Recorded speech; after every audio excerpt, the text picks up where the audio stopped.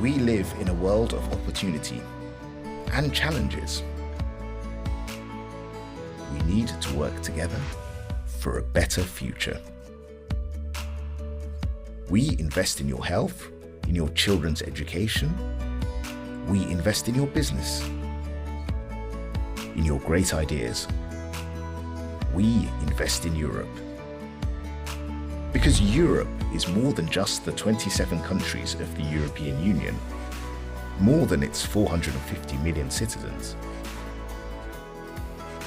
Europe is what we build together every day. We are the European Investment Bank, the Bank of the European Union. For over 6 decades, we have been turning the vision of Europe into a reality.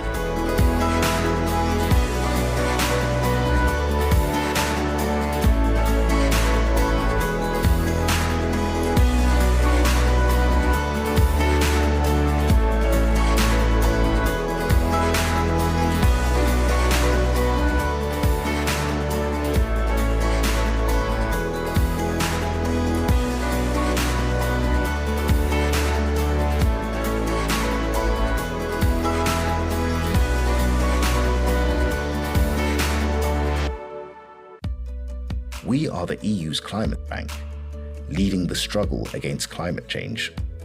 We back clean energy and innovation to build a prosperous future for all.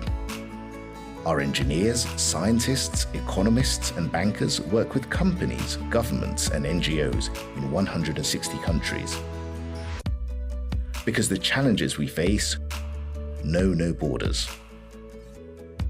We are the only institution that can take the full range of European expertise in innovation and share it with clients around the world. We believe in a safer, greener, better world. We are making it happen.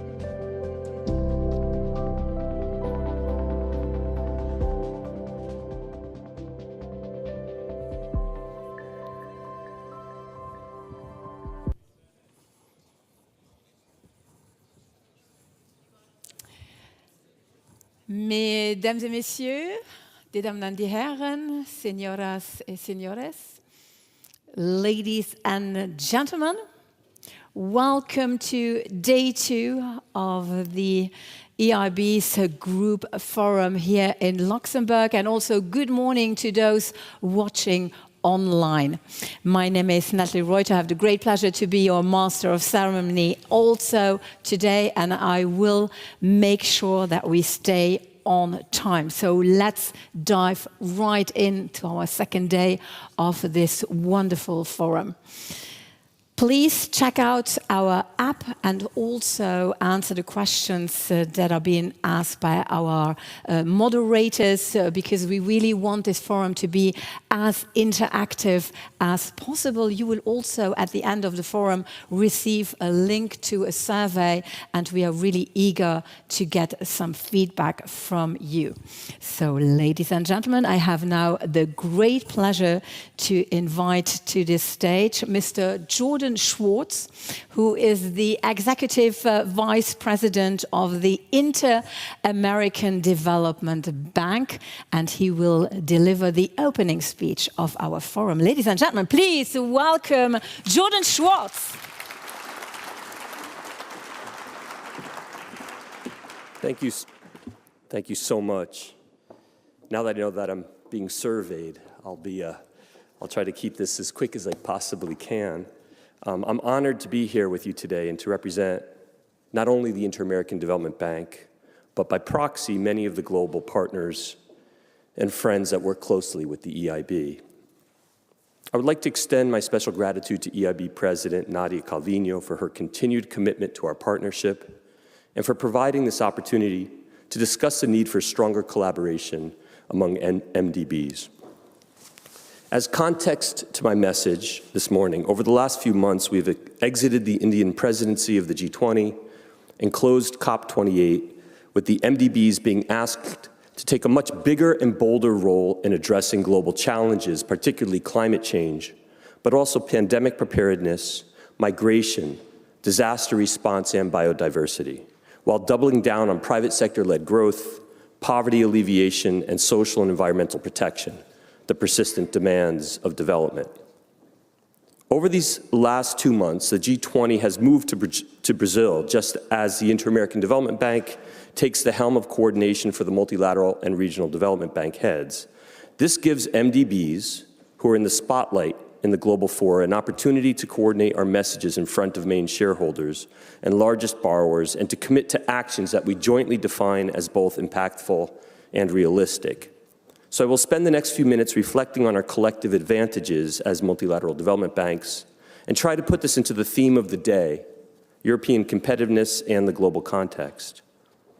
I hope you will hear in my words a plea between friends and colleagues for even greater collaboration. That would be the key takeaway. Both parts of today's theme, European competitiveness and a polarized global context, are directly relevant to MDB collaboration in our agenda. To start with the second part of the day's topic, the polarized global context, from a Latin American and Caribbean perspective, when there is conflict, invasion, instability in Europe or anywhere, but particularly those conflicts that disrupt major trade routes, upend supply chains, diminish energy and food security, and thus drive up inflation and in turn interest rates and in turn debt burdens, our region feels the effects amplified. And the impact from global volatility is regressive, not only among countries, but within our countries too. The poor of our region, of all developing countries, feel the effects of volatility first and feel them hardest. On the first part of the day's theme, European competitiveness, it may seem like an internal concern to Europe, but the world outside of Europe, particularly in Latin America and the Caribbean, cares a lot about the subject. European competitiveness, productivity, and wealth creation are key economic drivers for our region, as they are for other developing regions. A quarter of Latin America and the Caribbean trade is with Europe, and a third of the direct investment into our region comes from Europe. There are also the cultural and human linkages that are driven by the wealth and opportunity gaps, including the 5 million Latin American workers who live in Europe. Because of those linkages, European policies, business standards, and consumer behaviors ripple through our region, large countries and small islands alike. Your border carbon taxes shift our means of production. Your banking regulations affect our cost of and access to capital. Your traceability rules drive the health and environmental standards of our food output. My bigger point is that what Europe does matters deeply to the developing world. Your trade policies, taxes, the structures of your investments, your banking regulation, in particular, your citizens' commitment to multilateralism, and relatedly, your consumers' unique willingness to finance a part of the cost of addressing global public goods, such as climate change. By extension, what Europe's Multilateral Development Bank does is critical to our region and to the rest of the world. The IDB's value proposition comes in large part from our deep local knowledge, our hundreds of staff on the ground in countries across the region, and the 65-year history of investment and policy lending, the balance and interplay of public and private sector instruments and approaches. If we consider our comparative advantages and we replicate this across the world's regions of development, we can envision how a coordinated and well-designed response among complementary MDBs can most effectively address the multiverse of global challenges we confront. MDBs have a special role in fostering development while helping countries respond to crises because of our blend of long-term affordable capital, our leverage of and partnership with the private sector, our commitment to knowledge and technical acumen, and of course our mission-driven focus, which puts development effectiveness and the impact of our interventions on people's lives first and foremost. These are the qualities that make us unique animals in fostering growth, promoting sustainability, and combating crises. As this year's coordinator of the MDBs, the IDB is committed to meeting the expectations of our shareholders, and the EIB will be an important partner in this success. Yours is the only multilateral development bank that offers financing which straddles OECD countries, emerging markets, and developing economies, that covers home turf and faraway lands. The resources, experience, and leadership of the EIB will be critical in each of the areas of collaboration that we are pursuing. What are those areas of collaboration? How have they been articulated so far? At the World Bank IMF annual meetings in Marrakesh, the heads of the MDBs, including both of our institutions, agreed to strengthen our collaboration by scaling up financing capacity, boosting joint action on climate change, enhancing country-level collaboration, strengthening co-financing, and catalyzing private sector engagement. And in most of these areas, we are already working together bilaterally and sometimes as a platform. In fact, many of our coordinated activities already touch on several of these areas of agreement, like a Venn diagram. In 2022, the EIB and the IDB signed a mutual reliance agreement to better support climate-resilient projects throughout LAC. The agreement was aimed to improve project implementation and monitoring, empowering both institutions to finance climate-focused investments more efficiently. Through the European Union's Global Green Bond Initiative, we are cooperating on technical assistance for promoting green bond markets in LAC. And last year, in alignment with the goals of the Global Gateway Agenda, the IDB, along with the EIB and the European Commission, facilitated a debt for climate swap in Barbados to enhance resilience of water infrastructure.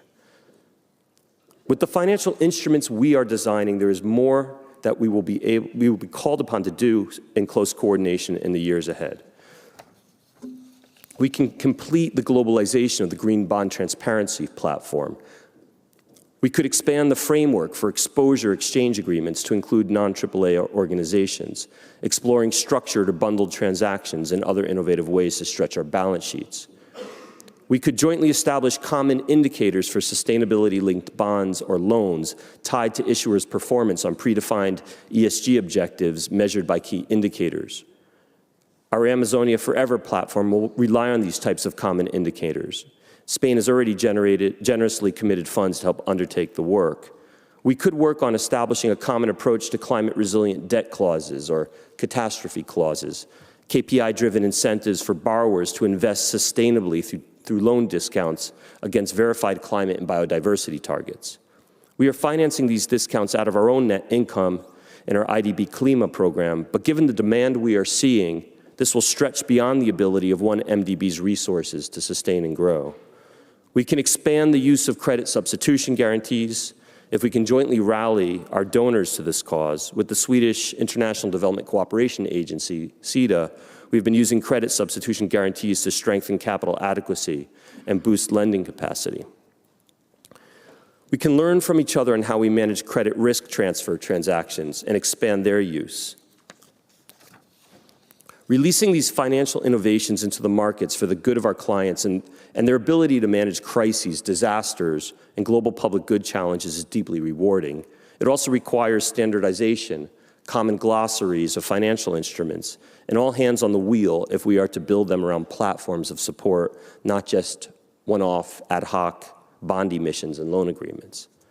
Which leads us to collaboration in the way the MDBs work together, an area that is strong but could probably be further strengthened.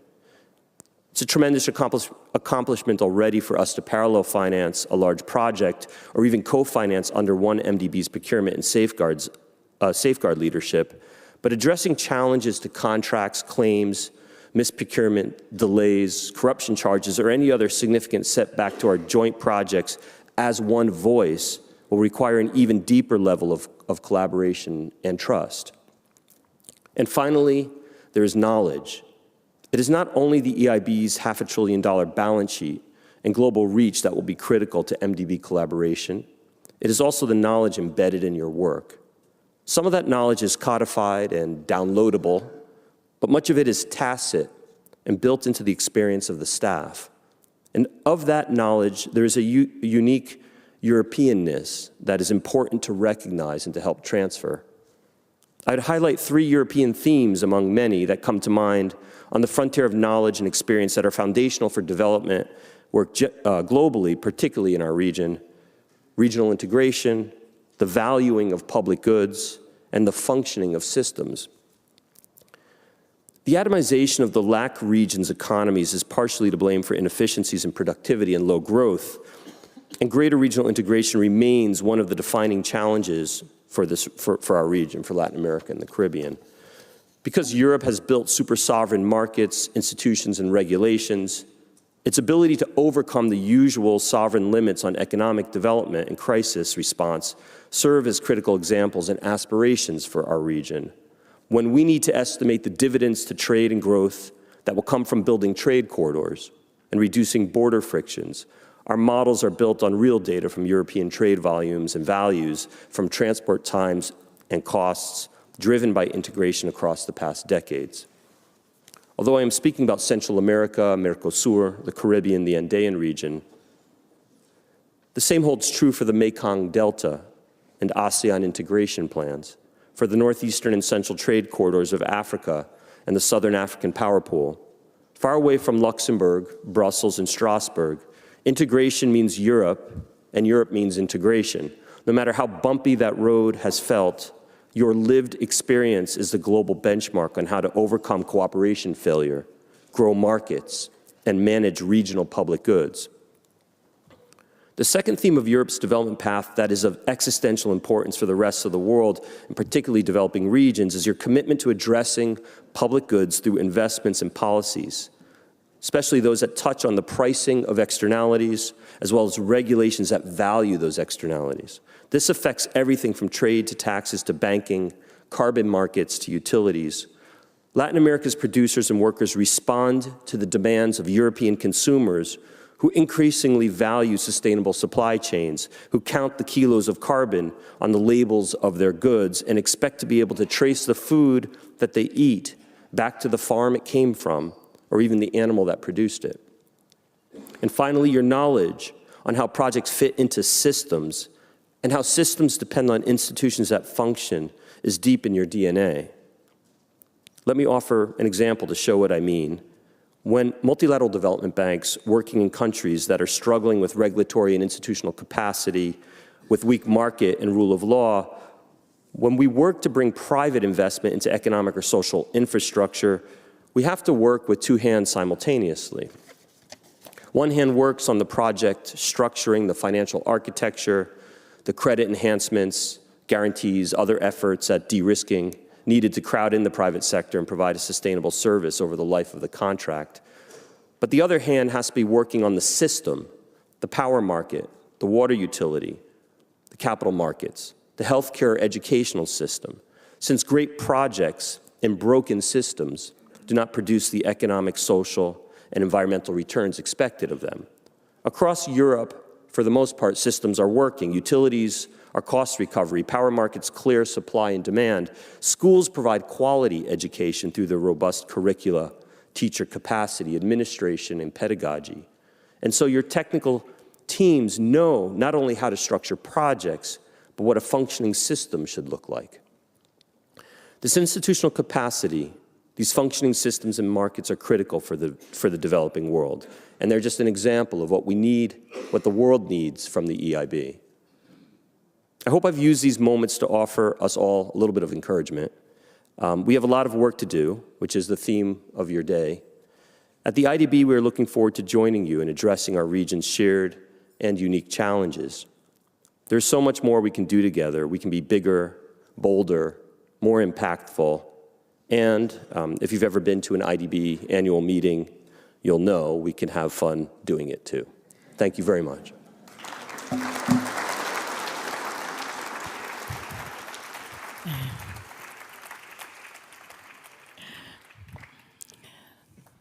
Thank you, Mr. Jordan Schwartz, for being with us today and having shared your knowledge and insights with us. And indeed, multilateralism is key to overcome today's challenges around the world. And this leads us to our first panel discussion this morning that is dedicated on global economic relations in a time of geopolitical dislocation. And this panel is about global international economic relations with a particular focus on a potential reform of the global financial architecture.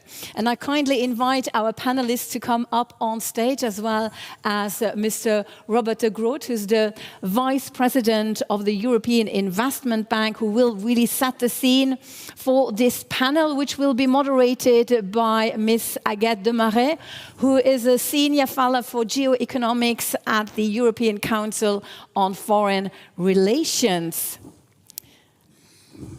And Mr. de Groot, the floor is yours. Thank you very much. Good morning, ladies and gentlemen. I hope you're ready for a second day of this forum. And as one of the colleagues on stage said, we are going to have fun here too today. I've been tasked to set the scene for what I'm sure will be an insightful discussion on the billion-dollar question, we should say today: what can we do?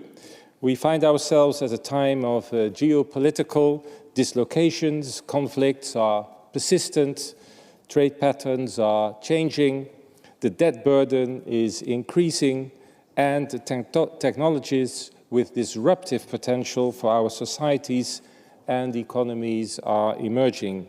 People clearly have difficulties, which is understandable, to deal with these changes, and this influences politics. At the same time, climate change looms large as we are experiencing the effects of changing patterns with frequent extreme weather events. Investment in climate and environmental action is far from the level that is needed, with climate policies under growing scrutiny in public discourse. Progress towards achieving the 2030 Agenda and the Sustainable Development Goals is unfortunately slow. The challenges of transitioning are huge and interconnected, and therefore our response ought to be smart and collective. Coordination and collaboration are essential. I firmly believe the wider family of multilateral development banks and development finance institutions have and will continue to play a key role in addressing these challenges. Their pooling of resources leverages limited public funds, especially at a time of rising interest rates and stretched national budgets. Their participation de-risks investments and hence helps to mobilize private sector capital, which is critical to move from billions to trillions. And their in-house knowledge and technical expertise promote key standards and encourage cross-fertilization of ideas and good practice. I'm sure you all agree with me that there is a great potential for us to act more, and we can and should deliver. We should work towards strengthening the global development finance architecture, make it more efficient, responsive, and resilient. A key priority is for this architecture and its constituent parts to work closer as a system. As a member of the MDB family, the EIB has developed close collaboration with other multilateral development banks as well as bilateral institutions, and we are eager to do more. We're all committed to do the same development goals. We each bring something unique, and there's a great scope for mutual learning. For example, the EIB brings its extensive experience from most of its activity being in high-income countries. And there's also a great scope for alignment and mutual reliance on standards, not only to strengthen them, but also to increase efficiency. And finally, we need to be creative. Let our thinking evolve in line with the challenges and explore new and innovative instruments that respond to the needs of today and tomorrow.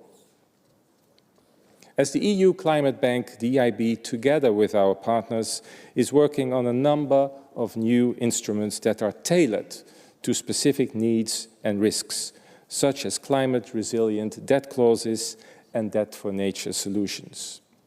There are a number of initiatives for upgrading the international financing system, such as the Global Financing Pact, and I look forward to hearing our panelists' views and ideas on the way forward. Together, we need to accelerate and scale up our action to promote sustainable development for the people and the planet. Thank you.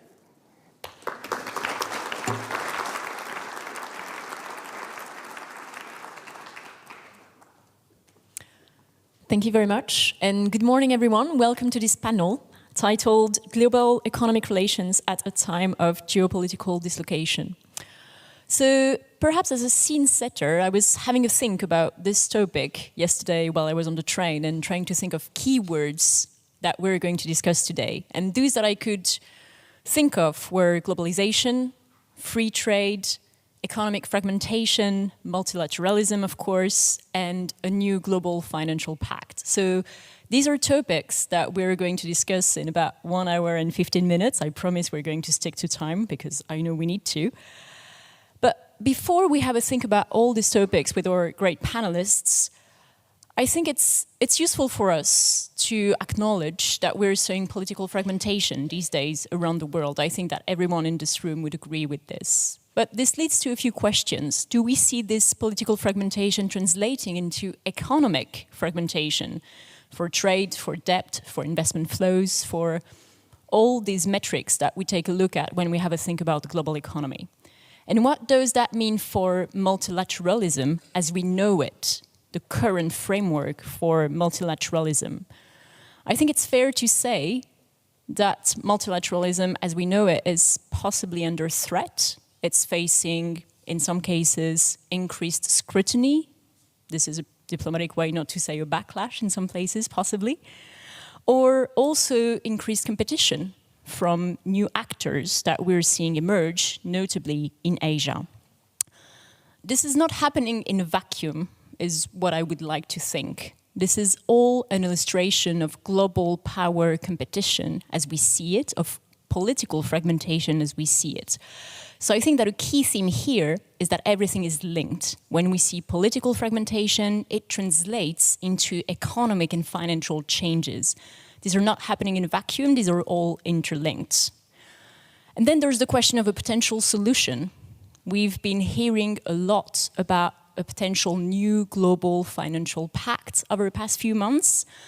The whole idea here is about a rethink of the global financial architecture to help emerging economies tackle 3 big challenges: climate change, poverty, and also huge levels of debt that are partly linked to the COVID crisis and the response to the COVID crisis.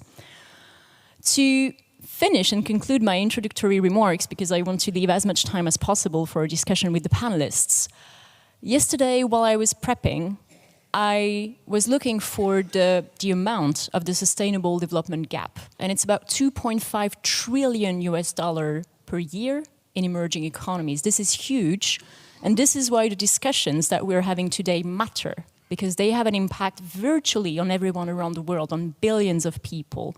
So these topics really matter, and I really look forward to the discussion. Claire, to start the discussion, I think it's perfect timing, actually, because I know the OECD has new forecasts. So I was thinking that perhaps we could take a bird's eye view, take a step back from the question of multilateralism and have a think about the latest forecasts that you have for 2024 and also the longer run. What's the latest forecast and what are the key assumptions and risks to your latest outlook? Sure. Thanks very much for setting up such a good question for me. Hi, everyone. Yeah, so we published our latest forecasts on Monday. And, you know, what do we see in the short term? I think in the short term, we see the economy in a much better place than it was, say, a year ago in terms of, you know, what's going on. We're seeing inflation coming down consistently. And if you think back a year, that was the biggest challenge that we faced in terms of economic policy making. And of course, for people around the world, they're still feeling the effects of that. Inflation is still too high, but we're seeing it come down now consistently, and we're seeing it come down without seeing a huge risk, you know, a huge change in the labour market. We're not seeing very large rises in unemployment. In fact, labour markets remain very tight. So the worries that we had a year ago about actually would we be able to would inflation come back down to sustainable levels without there being a large cost in terms of output, you know, we've seen progress this year on that, and that is very good news. Now, what we are seeing is quite a big difference around the world in what is going on. So in particular, Europe, we're seeing lower growth. I mean, actually, the European economies have been remarkably resilient in 2023, and we, like others, have revised up our growth forecast for what happened last year as we saw the European economy adjusting very well to this high inflation and, of course, to the energy price shock and the terms of trade shock for the European economy. And looking forward, you know, we expect growth will moderate slightly this year as you know, real incomes, as well as we see monetary and financial conditions tighten as they sort of need to do, and the European economy very sort of bank finance-based economy, so there will be an impact of that. And of course, people's real incomes have taken a hit, but we expect as inflation comes down, real incomes will recover, and so we will see recovery into 2025. For the European economy, different picture in the US, you know, much more strength in the US economy as we all know. Inflation again coming back down to target, but much higher levels of growth there, so quite a different position. And then of course around the world, a mixed picture. So the other thing that's a drag on global growth this year is the Chinese economy is not growing as strongly as people predicted, and that's as the Chinese economy transitions from sort of very high growth rates we saw from kind of 2000 onwards of 8 to 10% annual growth a year. Now we're looking, and our forecasts have the Chinese economy growing at just under 5% a year for the future. Still obviously very strong growth, but much lower than what we've seen, and so that engine, if you like, a bit more slow. Other emerging market economies growing stronger, real strong growth, for example, in India and Indonesia. So a mixed picture. Now you asked about risks. There's a number that we see. I mean, the job isn't done yet on inflation, and actually that path between getting the balance right on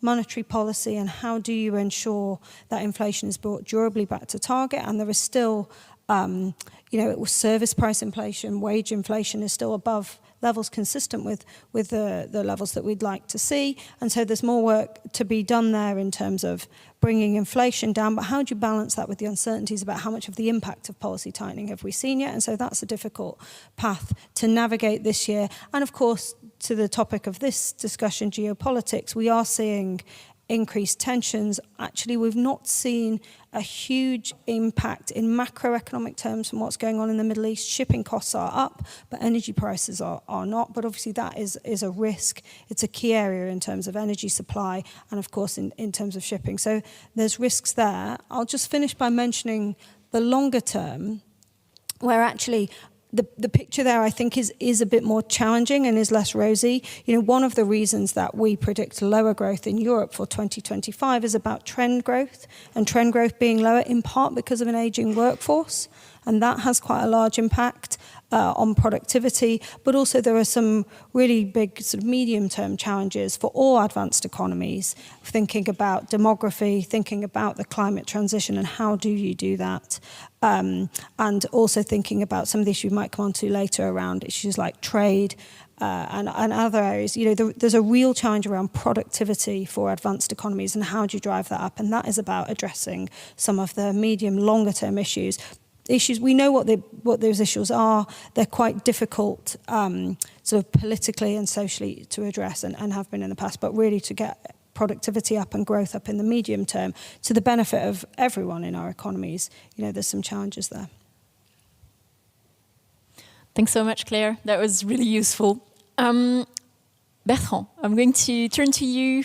The Agence Française de Développement has always been at the forefront of development and tackling global challenges, be it about conflicts, sustainable development, climate change, and it's also one of the masterminds behind the setting up of the Finance in Common initiative, which is marking its 4th anniversary.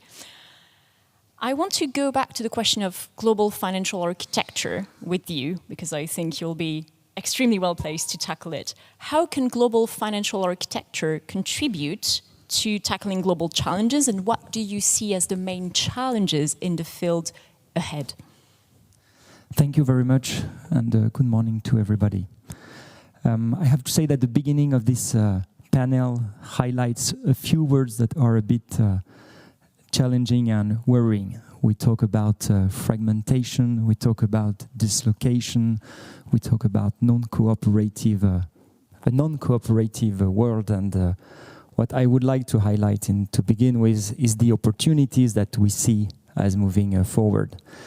I think that in 2023, we had a very good, one good thing to remember from 2023 is, as an example, the cooperation between central bankers to tame inflation. In a fragmented world, in a dislocated world, these actors are still able to play together and to cooperate. It's important to remind us this because this is obviously a very important aspect of world stability and a significant contribution to the world stability.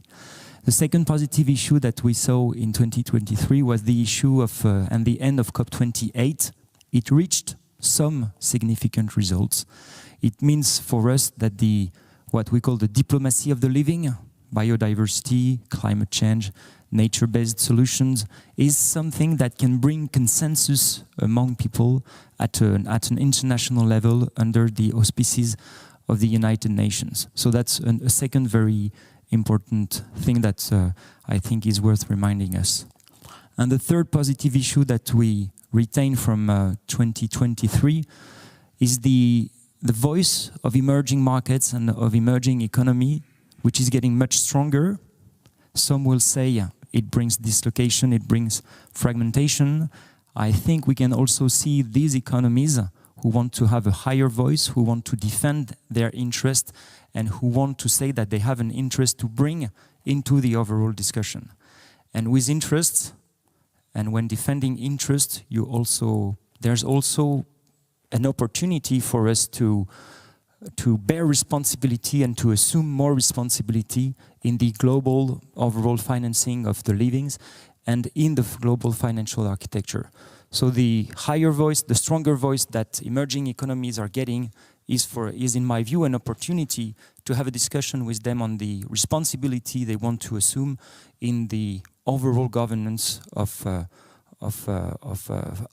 financial architecture, of the fight against climate change, and so on. So that being said, on the basis of these three opportunities, we indeed launched 4 years ago the Finance in Common initiative on the intuition that public development institutions worldwide, at a national level, at a regional level, and at an international level, as EIB just reminded us, have a voice to play and have solutions to offer to countries who are struggling to find solutions to global public goods protection. As an example of what recently happened in France, we had tractors everywhere around Paris.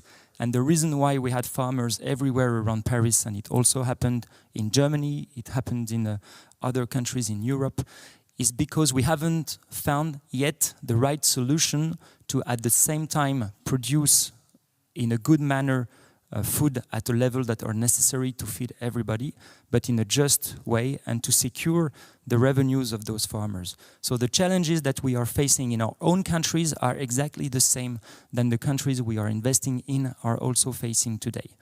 And the intuition we had with the Finance in Common Summit is bringing those 530 institutions that we've identified worldwide that represent 10% of the total world annual investment.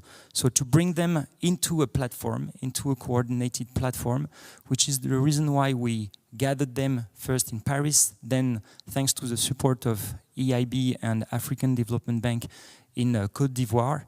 And we had our 4th edition in Colombia with the support of the Inter-American Development Bank. The next edition will take place in China, in Chengdu, in October 2024, with the support of the Asian Infrastructure Investment Bank. And this forum, this platform, is step by step beginning to be a solution provider platform, a business opportunity platform. And we think it's important to mobilize this actor under the auspices of the IMF and the World Bank at the top, other multilateral development institutions and vertical funds such as the Global Climate Fund, the Global Fund against malaria, tuberculosis and SIDA and so on, and to have this layer that will be able to transfer and to translate into solutions what heads of state at the G20 level, as an example, want to achieve in terms of mobilizing climate funds, biodiversity funds, and investing them into the economies of these countries. So we think there's a huge opportunity there to have actors that are non-political or not political to the same level of G80, G20, G-something level, to have technical discussions, find solutions together, deploy them at a much larger scale, and in a way be able to translate millions of investments, billions of investments into tens of billions of investments that in the end will crowd in the private sector and will be able to have a much wider impact on our economies and what we do and protecting global public goods.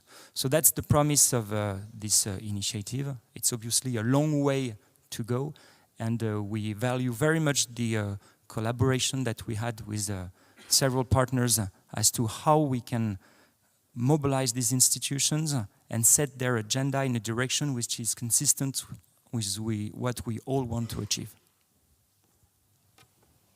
Thank you so much. And actually listening to you, it reminds me, yesterday while I was coming, there's a stone near the bridge, near this conference center, with a quote from Schuman saying that we would achieve peace and prosperity in the European Union, not with grand declarations, but with concrete steps. And this sounds very much like what you've just highlighted.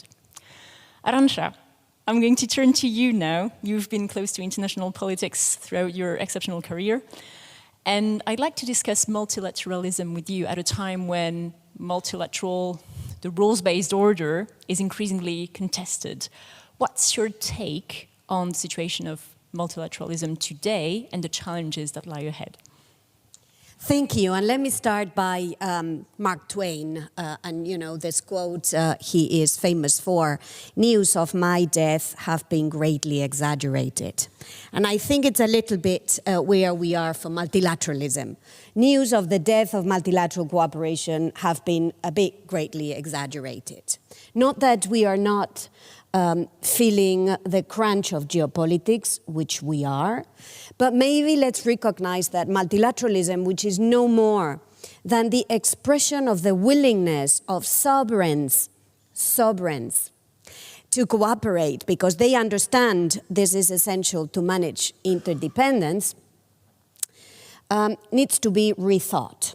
If we look at multilateralism, the big moments of international cooperation have always been at the end of conflicts. You look at the end of World War I, you saw the beginning of the building blocks of many of the institutions that govern us today. Take the International Labour Organization, take the humanitarian organizations. The second wave was after the Second World War, where we created the institutions that manage today our political relations with the reflection of what the world as it was then. Take the UN Security Council, or when we laid the bricks of what is today's international financial architecture. The third wave, though, we should not forget, was after the fall of the Berlin Wall. We created the architecture to manage climate change, which did not exist grossly until then. Or we created the World Trade Organization that have been left in limbo after the Second World War. So all of this tells us that the political energy to do big architecture comes after there has been conflict. Right now, we are in the middle of a conflict. So let's look at what the problems we have in this period of conflict, and maybe let's look at what we can do. So let's look at the three big difficulties we have for multilateralism today. Difficulty number one is that we are seeing a change in the balance of power in the world. This is very obvious in the economic sphere. When I entered the job market, China represented 2% of the world economy. Today, China is close to 20% of the global economy. And yet, if I look at the representation of the Chinese economy in the IMF or in the bank, in its quota and voice, it's not commensurate with the change in the economy of this country. I'm taking this country because probably is one of these very extremes that invites us to reflect what kind of system we need. And the difficulty in this moment of change in balance of power is that reforming is perceived by incumbents as losing power over those who want power. So it's perceived as a zero-sum game. So our first challenge is to make sure this is not perceived as a zero-sum game. Second difficulty we have is that we have seen a weaponization of interdependence. Interdependence is the name of the game. Managing interdependence is what multilateralism is about.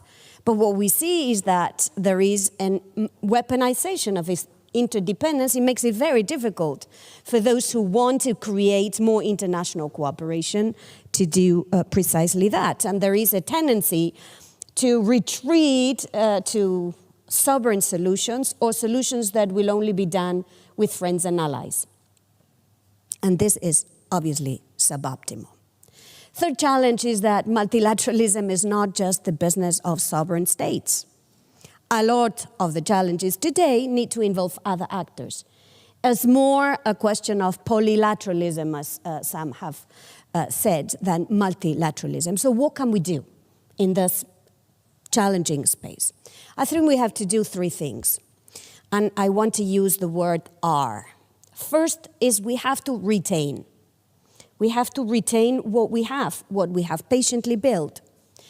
And we have to maybe start valuing a little bit more. It gives me pause when I hear commentators say that the multilateral trading system needs to be done with, that we have to abandon the international financial architecture, that we have to abandon international cooperation. Let's value what we have built up until now for what it's worth.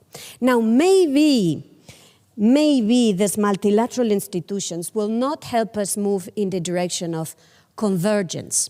Maybe we are not going to get closer, but multilateralism maybe today can help us in managing the risks of divergence and prevent that differences between us turn into conflicts. That's the big value, so let's value that. Second R is reform. Let's look at where we have spaces to reform. You've mentioned some of these spaces for reform. We've done a reform of the law of the seas. We've done a reform of protecting marine spaces. We've done a reform in the World Trade Organization to protect fish stocks against overfishing. There are spaces where we can do reform, so let's do that. Third R, reinvent. We've got to create the spaces where we bring non-sovereigns into the conversation.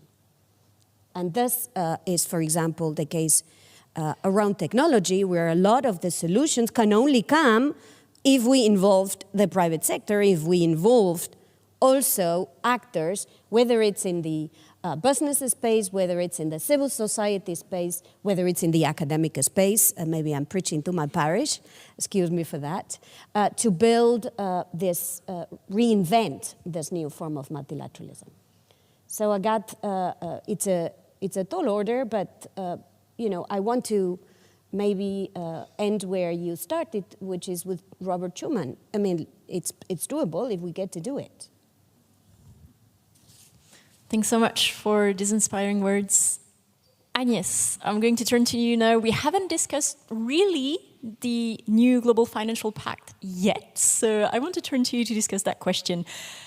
Which areas do you believe are priorities in this field, and what activities or institutions like yours, DFC, prioritizing in this field to achieve the 2030 agenda? So thank you very much, first of all, for allowing us to participate on this amazing panel. It's really great to see everyone. As most of you know, the U.S. DFC is the U.S. government's development finance corporation, or development finance institution. And our mission is really to prioritize economic development and to prioritize foreign policy, U.S. foreign policy priorities. However, having those two goals, having those two priorities is really very much in line with how we think about our activities. Mainly that we feel that the best way to really meet the needs and concerns of the countries where we work, and our work is primarily focused on emerging markets and developing economies, the best way to really do it is to help these countries engage and address their concerns and their critical issues. So it's not as if we're thinking about really doing this alone. We really are thinking about how do we partner with the countries where we work to help them address the critical challenges that they face, and how do we do it in partnership with others. So for us, working with other multilateral and bilateral organizations is key to achieving the success. And once again, working with the countries where we invest is really key to success. We have started really thinking about our engagement with those countries along several key sectors where we focus and where those countries have identified most challenges. And that is infrastructure and critical minerals. Energy security is a huge challenge that everyone is trying to address, including in Europe, where we are active as well in the energy security space. Health and agriculture, so food security, access to affordable, reliable health services is an incredible challenge. And of course, looking at the overarching themes of climate, how do we help countries combat climate change? And also, how do we make sure that what we are doing is actually providing inclusive benefits across those countries where we work? So how are we making sure that gender equity and inclusive development is actually happening as a result of our investments? And I think that when you reflect on it, it's really challenges that span the world. So any country where we're active is really facing these issues. And I think that doing so in partnership with other multilateral organizations is incredibly effective. We do not have as many people on the ground as some of the other organizations, so I appreciated very much Jordan Schwartz's remarks about how IDB has hundreds of people in the Western Hemisphere. We do a lot in partnership with IDB. We signed an MOU last year to co-invest in infrastructure because of really taking advantage of their local knowledge and of their market presence. But the other priority that I really wanted to mention here, which is, I think, very relevant for this audience, is that one of our main priorities is continued investment in Ukraine. We have been very active in the country, and we have our portfolio currently is over $1 billion. Just last year, in partnership with IFC and EBRD, we invested in the largest poultry producer in the country, really allowing that company to refinance itself and to strengthen its balance sheet in order to be providing not only export revenue, but also to feed people in the country. It's really important. It was a great partnership. Similarly, we partnered with IFC, BII, and MIGA on supporting the IFC's trade finance program. And we look for more partnerships. We're speaking now to both EIB and EBRD about how we can strengthen our support to local banks to be able to lend to small businesses. These are really important challenges that the country is facing that we're helping them address. And once again, we're doing this really in partnership with the other organizations because we feel that we can be really most effective this way. And this does not have to be the job of just one institution. So I do feel that multilateralism is really working when it comes to addressing some of those challenges.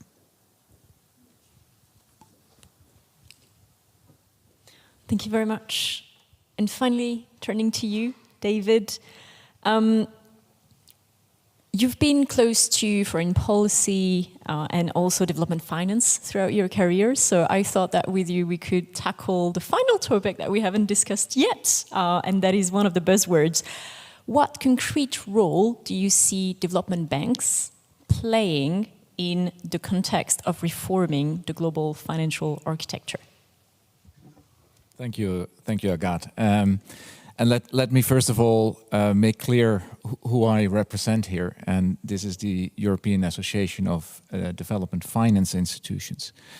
These are publicly owned development banks focused on private sector development, focused on enabling entrepreneurs to have access to finance in developing countries, very similar to what Agnes just sketched as the work that DFC does, which is also actually a development finance institution, but also focused on mobilization of private capital for development. So you can imagine that in the billions to trillions agenda that Robert mentioned in his scene setter, that since that agenda came into the multilateral space, the role of our institutions has grown a lot. And it's extremely relevant, I think, for the reformation of the international financial architecture. If I can focus on how Bertrand just described the agenda for the Finance in Common Summit and the agenda for the reform of the international financial architecture, they have a whole set of objectives. We are in particular relevant for three of these objectives. What we're focusing on is on improving inclusivity, and this is inclusivity in the gender space, for instance, inclusivity where it concerns climate justice, but also inclusivity in improving the access to finance for enterprises in developing countries. It's been at the core of our mandate ever since the inception of the 15 members of our association, which on average exists for about 40 to 50 years. And that inclusivity agenda, I think, we can play an enormous role in scaling up. Second objective for reform of the international financial architecture is to improve sustainability, including sustainability through the introduction of regulatory frameworks, through improving transparency. We've been working greatly and over the last decades in helping to improve the transparency of investments. We have a big reservoir of knowledge on ESG, on environmental and social governance indicators. And also there, the development finance institutions can actually help improve and enhance the agenda of sustainability in development finance. And third, which is most relevant, I think, for this panel, is our contribution to stability. And that has two aspects. One is, and I may quote here, I don't know if in the audience there are any Star Trek fans, but maybe our mandate can be best summarized by saying that we need to go where no one has gone before. We need to go to societies and markets that are hitherto untouched by commercial finance and that can very much benefit from investment, private investments in particular. So it means that almost all of our members are also active in conflict-affected and fragile states. Not in large volumes, but what they do is of extreme importance to learn about how can we actually bring private finance to help stem the virtuous cycle of conflict and economic degradation, and to help prevent countries from falling back into conflict. That's one important part, and I think the international financial architecture needs to be concerned with that type of stability. The other type of stability, and that really relates to, that we contribute to, that relates to our mobilization agenda. So we produce assets that are slowly becoming ripe for investment by others, institutional investors, commercial investors. It's extremely important for global financial stability that these investors have a perspective on diversification of portfolio. We can help them move into more markets. And clearly, that will also lead to these investors becoming far more involved in the agenda of developing countries, the climate agenda, the inequality agenda, etc. That is a very important part of our job, is to help create the facilities, the funds, the design of our investments in such a way that it helps investors, other investors, institutional and commercial investors, to go into development, into developing countries. And that actually so clearly connects to Arantxa's third point of reinvent, to how can you actually bring non-sovereigns into the multilateral tissue. And I do think that finance is in itself a very important part of preserving the multilateral tissue, because it connects, by definition finance connects. And if we ignore in our foreign policy objectives, in our global economic objectives, if we ignore the role of finance, you ignore an important channel that helps that helps prevent the unraveling of the multilateral tissue.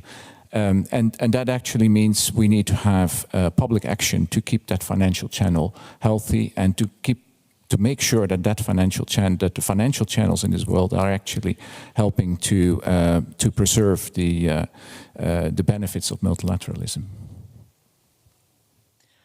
Thank you very much.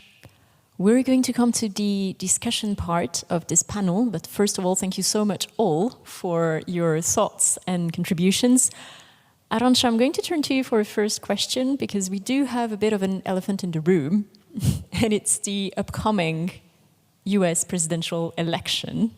And I know that you will be perfectly placed, or perhaps best placed, to have a think about this question. How do you think that the results of the upcoming US election could have an influence on US foreign policy and commitment to multilateralism? Well, I think this is the disadvantage. There are many advantages of being in academia, but there is a big disadvantage, is that everyone throws the inconvenient question to you. So, disclaimer, on the record, an article co-published with another 4 European authors in Foreign Affairs, last week called Trump-proving Europe, as an appetizer for the response to the question that Agathe is throwing at me. But jokes aside, I think we kind of know the advantage of this election in the US, which is for the US electorate to decide, not for us. The advantage is that they and we kind of know what the alternatives are, because all things being what they are today, the two candidates being what they are today, on the one hand, President Biden, on the other hand, possible President Trump, they've been in office before. And they have done pretty much what they said they would do. So we kind of know. It's a kind of rather predictable outcome of an election. In the case of President Biden, I would not comment on that. He said he would restore international cooperation. He said he would cooperate with its ally, not just partner, ally, which is Europe. He said he would want to do partnerships around the world. And I think this is pretty much what he has been doing. In the case of President Trump, and again, without taking sides, especially because we don't get to put the ballot in the box, but President Trump very clearly said, and he is saying things again, which I guess will guide his policies if he gets elected. If I had to sum up, there is a big part which he supports, which is business. There is a big part that he does not support. International trade is one. Climate change is another one. And there is a third part where he's also being clear. No US boots on the ground. So we kind of know what if depending on the outcome of the election, we kind of know what the policies would be. So I guess what we can do, those of us that are not going to be voting, but those of us that will be impacted by the decisions made by the US electorate, I guess what we can do is roll up our sleeves already now. Prepare already now. Do not wait until the 1st of January next year to start working. Start working now and work with friends and with partners around the world, including lots of friends and partners in the US that will want to help ballast and be prepared and be ready for what happens after the next US election. Thank you so much, Arantxa, and I definitely recommend your latest article in Foreign Affairs to everyone in the audience. Claire, I'm going to turn back to you. In my intro remarks, I mentioned that there is a question as to whether political fragmentation is translating into economic fragmentation, be it for trade, debt, investment flows. What's your take on this question? What do you see in the data? Do you see anything in the data yet? What's your view on this? Yeah, we are seeing an impact in some areas. I mean, a bit like what we've heard, you know, it's not, you know, it's limited, but it's there. I mean, the area that I think you can see the clearest impact is on trade and trade integration. You know, if you look at the last 30, 40 years, what we've seen is increasing integration of supply chains, of global value chains to the benefit of people around the world, huge benefits there. And you've seen steady integration, and that has effectively stalled over the last 5 years, in particular on services trade, where we'd seen a very sort of, the trend was very clear. We were seeing increasing services trade across countries, and certainly in terms of as a percentage of GDP, that's basically stopped now. Now, of course, we've had the COVID pandemic, and that was hugely disruptive to supply chains. But even so, those trends are quite clear, and it's important to sort of understand what the consequences of that are. You know, trade is one of those things that is of huge benefit on average to everyone. widens choices people have. It has hugely lowered prices over previous decades, and that, of course, has improved people's material well-being by very significant amounts, and you can really see that. The effects, however, sort of are quite dispersed, and so they build up for us all over time. And of course, some of the more negative impacts, the shorter term more negative impacts, have been quite concentrated, and so you see the reaction to it that you would perhaps expect. You've got, as I say, some quite concentrated distributional consequences where, people are benefiting and may not always appreciate that it's trade that's driving those benefits. But they have, versus some very clear examples of where business models are forced to change, and you see that. So that's an area of large trade. The other area, the other impact, of course, of lower trade is, coming back to what I was talking about earlier about productivity. In the medium and longer term, it makes economies that trade are much more productive. There's a huge productivity benefit. That is the only way really to raise real incomes. And so, if we don't see continued trade integration, we will lose those productivity benefits, and that does come at a cost. So you see it there. On investment and debt, the picture is a bit more mixed, and actually you do see quite big bilateral movements there. Now, it's quite hard to disentangle what are the causes of these things and what is about the multilateral system, and what is actually just about the outlook for growth in different economies and countries making different decisions. But you do definitely see, and we have definitely seen, an impact of fragmentation on the global economy. The other thing I would also say we've seen for domestic policymakers, they've become much more aware of the impact of geopolitical issues on their own policies. So, the obvious example being what we've seen happen on energy prices from the war in Ukraine.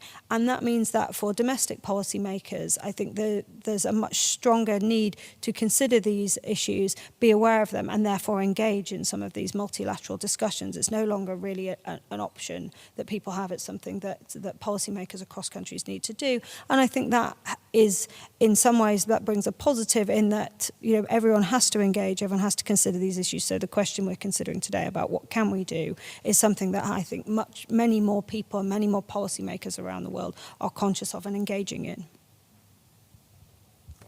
Thank you so much. And still actually on this topic of economic fragmentation, I'm going to turn to you to ask a question about what this means for finance, because we're seeing countries like China, developing alternative financial mechanisms and its own development institutions. What's your take on the outlook of such efforts and their impact and the challenges that such efforts from China possibly pose to traditional multilateral institutions?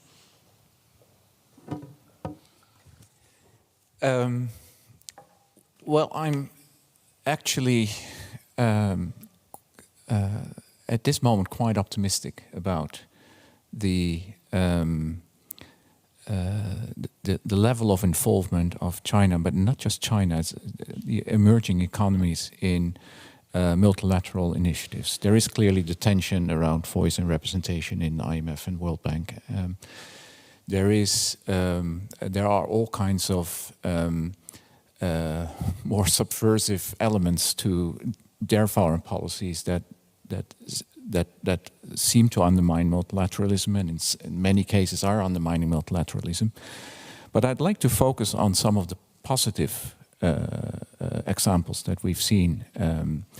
For instance, with the G20 summit in India, in Delhi, the accords that were reached there on the European South Asian corridor, extremely important as a connector to the various regional blocs.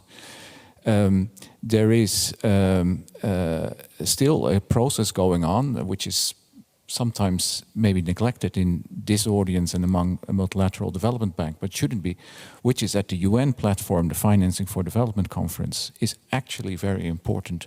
It helped to set the billions to trillions agenda that we all are talking about right now. And there's going to be a new one in 2025. Every 10 years you have this conference is being set. I think that is an opportunity for us all to also make sure that Chinese foreign policy, Chinese diplomacy, Chinese business interests are actually still on the platform together with our interests. So it is that type of cooperation that I would like to emphasize here. I think another example is what Bertrand just mentioned, that actually the Financing Commons Summit this year, will take place in China, that various of the banks that China has set up, the NDB and the EIB, are modeled after the multilateral banks. So that's a positive tone that I would like to emphasize. Another very important way to counter the undermining of multilateralism as it is perceived by China is to actually perform on what Jordan Swartz in his opening called the bolder and bigger agenda. I would like to add to that the better agenda for the multilateral development banks, making sure that the G20 report on better, bolder, bigger is actually going to be followed up by actual reform at the multilateral development banks, which will really help improve the inclusion of China and other emerging economies in the tissue of these banks. And the same goes for ourselves, for the DFIs. The better, bolder, bigger agenda is very relevant for us as well. But we have a bilateral shareholder, so we're in that sense not multilateral. We're more like the workman of the multilateral system. Thank you so much.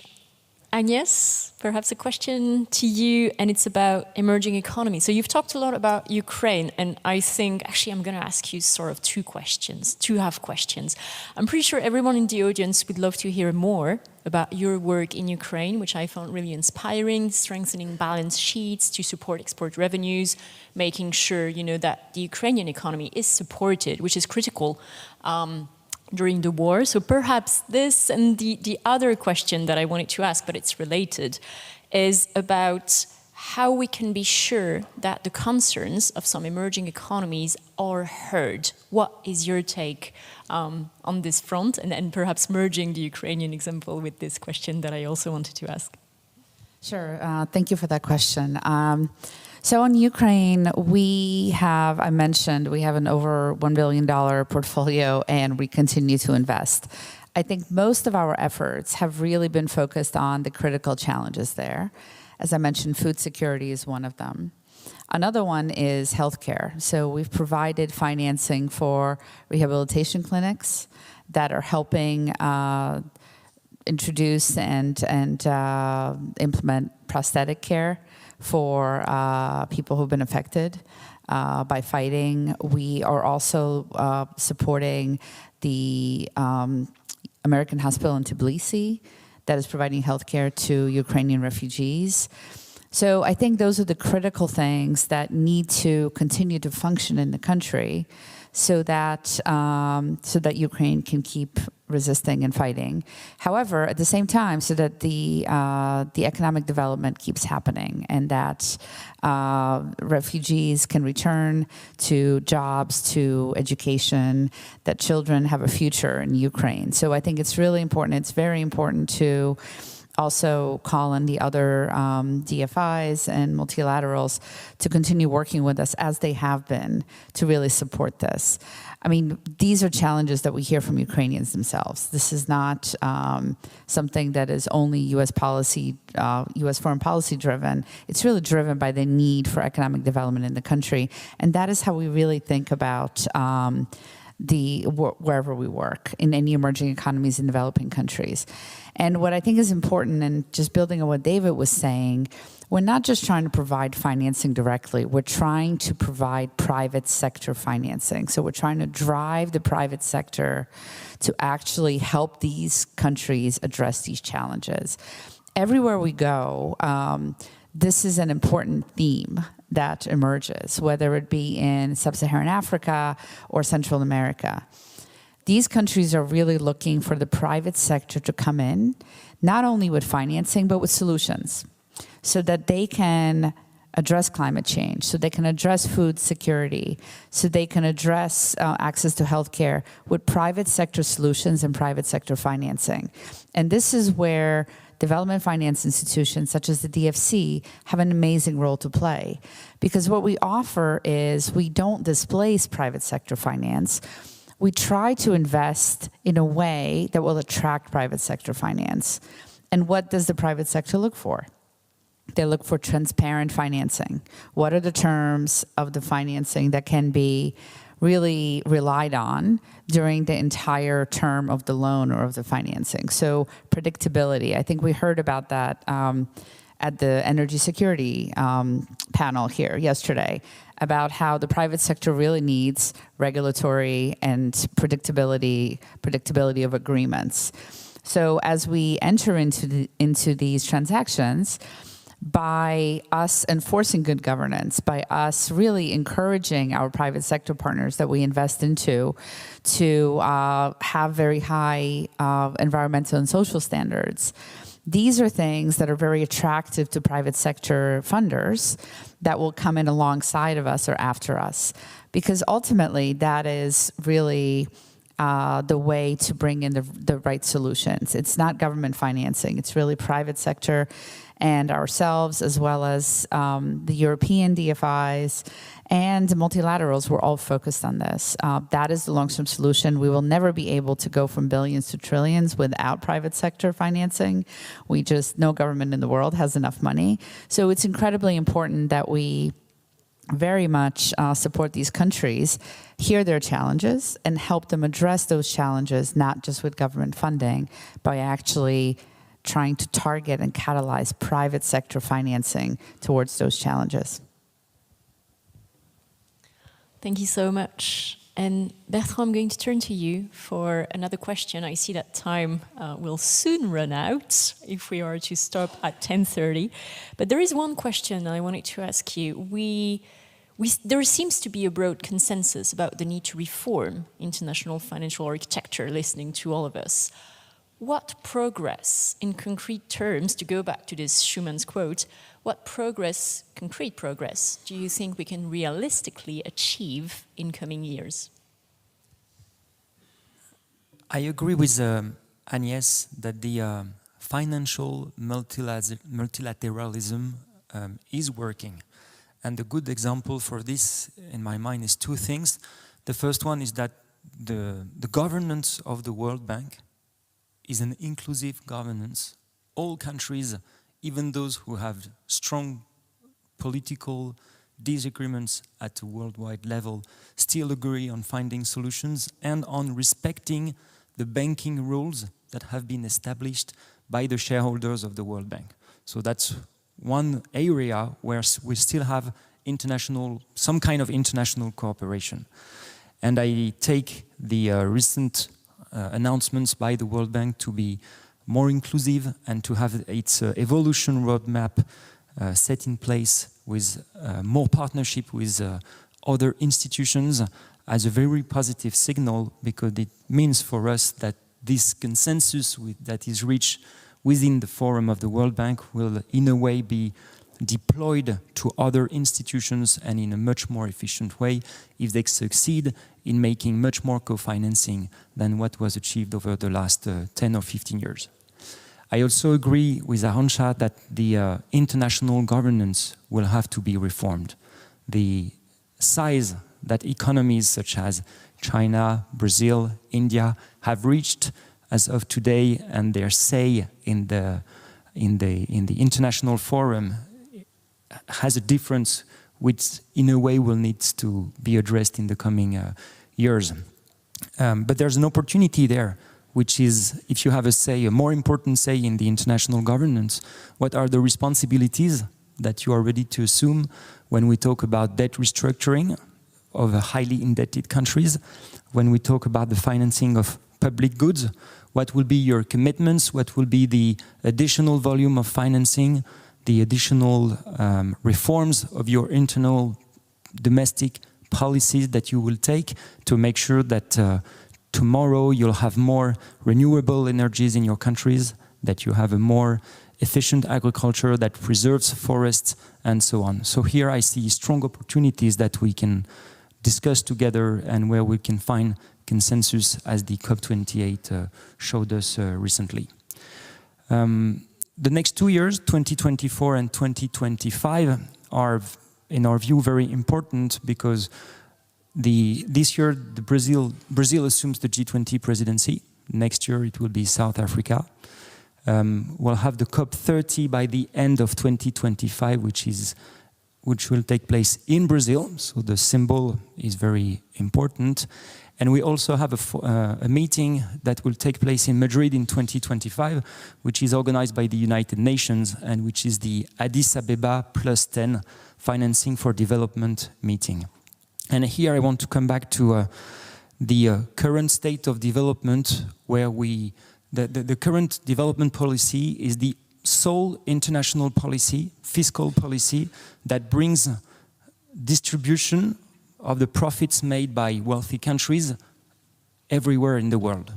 And thanks to the work which is made by the OECD and thanks to the grammar that has been defined over the years, it's the only international policy where we have to abide by certain rules. We have to demonstrate that the funds that have been invested in the fight against poverty, in the fight against climate change. So that asset has to be preserved and it has to be moved forward. And there's one important thing that we think needs to be done in moving forward, is to be much clearer about what is dedicated to the fight against poverty, because countries tell us today that because we mix climate, biodiversity, inequality funding with poverty funding, in a way we are mixing things and we are overvaluing the amounts of money that are invested in the fight against poverty. So we are challenged by the current grammar of development policies, of the world development policies. So we think that there's an opportunity here in the preparation of the next United Nations Financing for Development Summit to review this measurement of how we invest into development, how we define the standards that we abide by as of today, and there may be an opportunity to have a more inclusive standard in the years to come. It's a lot of work, obviously, but a more inclusive standard that will enable the private sector to also fund climate change, fund biodiversity preservation, and that will also take into account the differences between what needs to be very clear as how much we invest into poverty reduction, but also how we move forward collectively on climate action, on biodiversity action, and more overall on all kind of inequalities that we are trying to deal with. So that's a very important meeting and a rendezvous in 2025, and we see a great opportunity here to have an inclusive grammar and to bring also, and this is what I was saying in my introductory speech, to bring the Finance in Common Summit solution that we propose, because 90% of our members are from the South. So they bring solutions, they are also in a position to bring solutions to their leaders who struggle on how they can, at the same time, bring energy to their economies as we did 50, 60, 100 years ago, and at the same time find the right solutions to bring that energy in a sustainable manner. So overall, this financial architecture and its grammar will probably need to be reformed, but there are lots of opportunities to do so in the month to come. Thank you so much. We're almost at the end of the panel, but I can't resist. Actually, Arantxa, I'm going to ask you one more question, because we've heard about Brazil, we've heard about Madrid, and we've heard about French farmer protests, but we haven't talked about free trade agreements. And I'm throwing all the difficult questions at you, Arantxa. But what's your take on the role of free trade agreements, such as the proposed free trade agreement between EU and Mercosur countries, for all of the questions that we have discussed and relations with emerging economies? Because listening to you all, this is all about the way that we have relations with emerging economies and developing economies. Yeah, let me start with the why. I think for an economy like Europe, which is a very open economy, where 2/3 of the growth for Europe comes from the connection that the European economy has with the rest of the world, and how Europe benefits from the growth beyond its borders for within its borders, international trade is an essential ingredient for the economic growth and competitiveness. And I want to very much acknowledge Claire's point that open markets, and I'd rather talk about open markets than free trade, because it's trade within rules also. It's not that we throw away the rules. It's about open trade. For Europe, is an essential ingredient for its growth and for its competitiveness and for its productivity.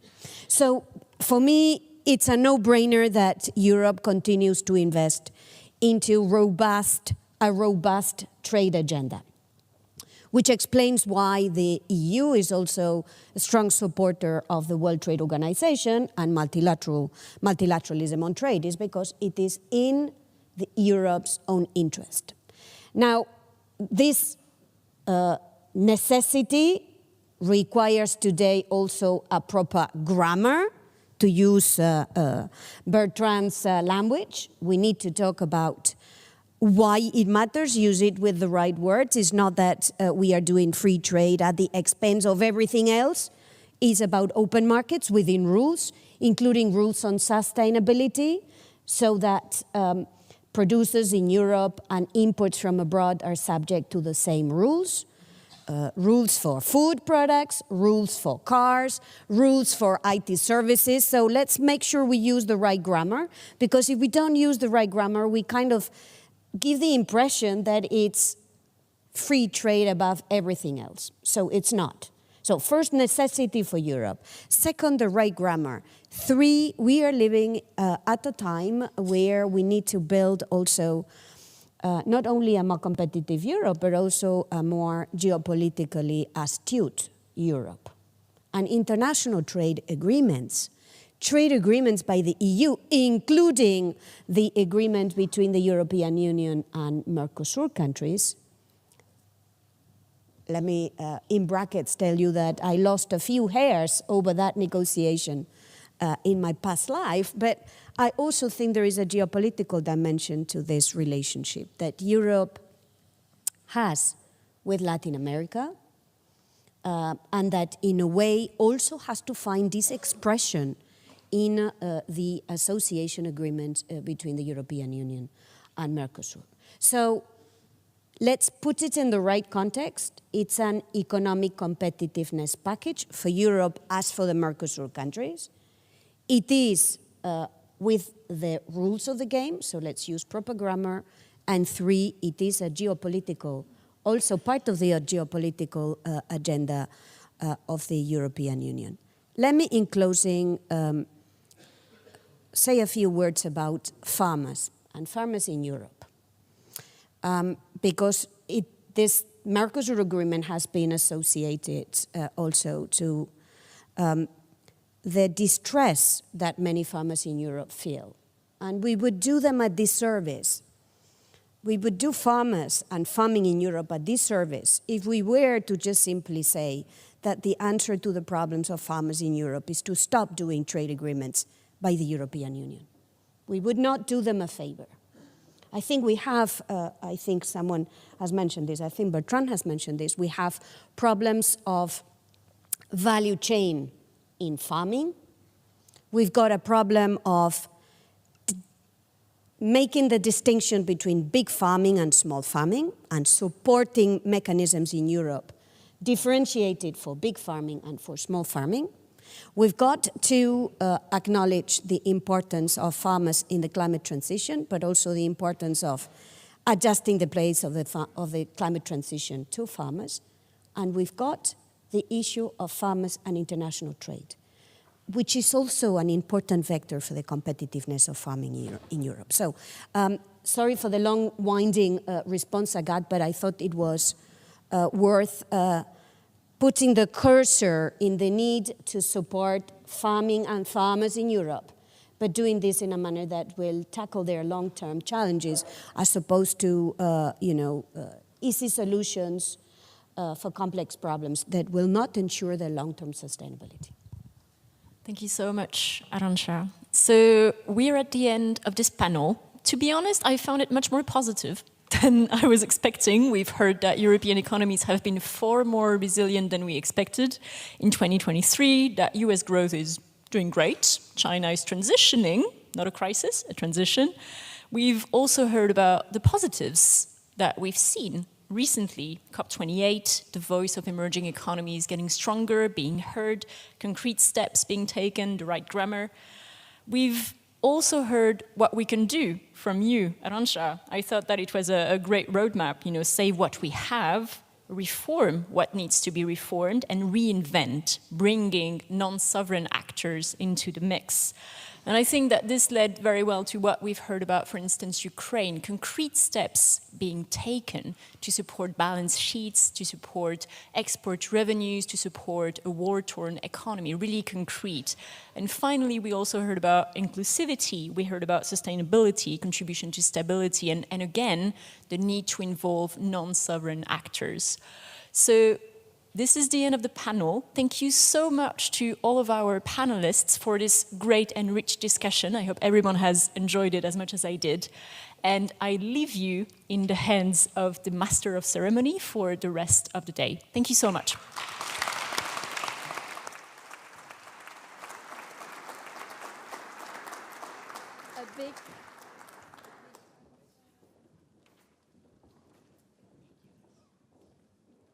Thank you to you, Agathe, and to our panelists for this interesting exchange on key topics for EU strategy, autonomy, and economic security. And ladies and gentlemen, please help me welcome our next keynote speaker, Mr. Maroš Šefčovič, who's the Executive Vice President of the European Commission. Ladies and gentlemen, Mr. Maroš Šefčovič.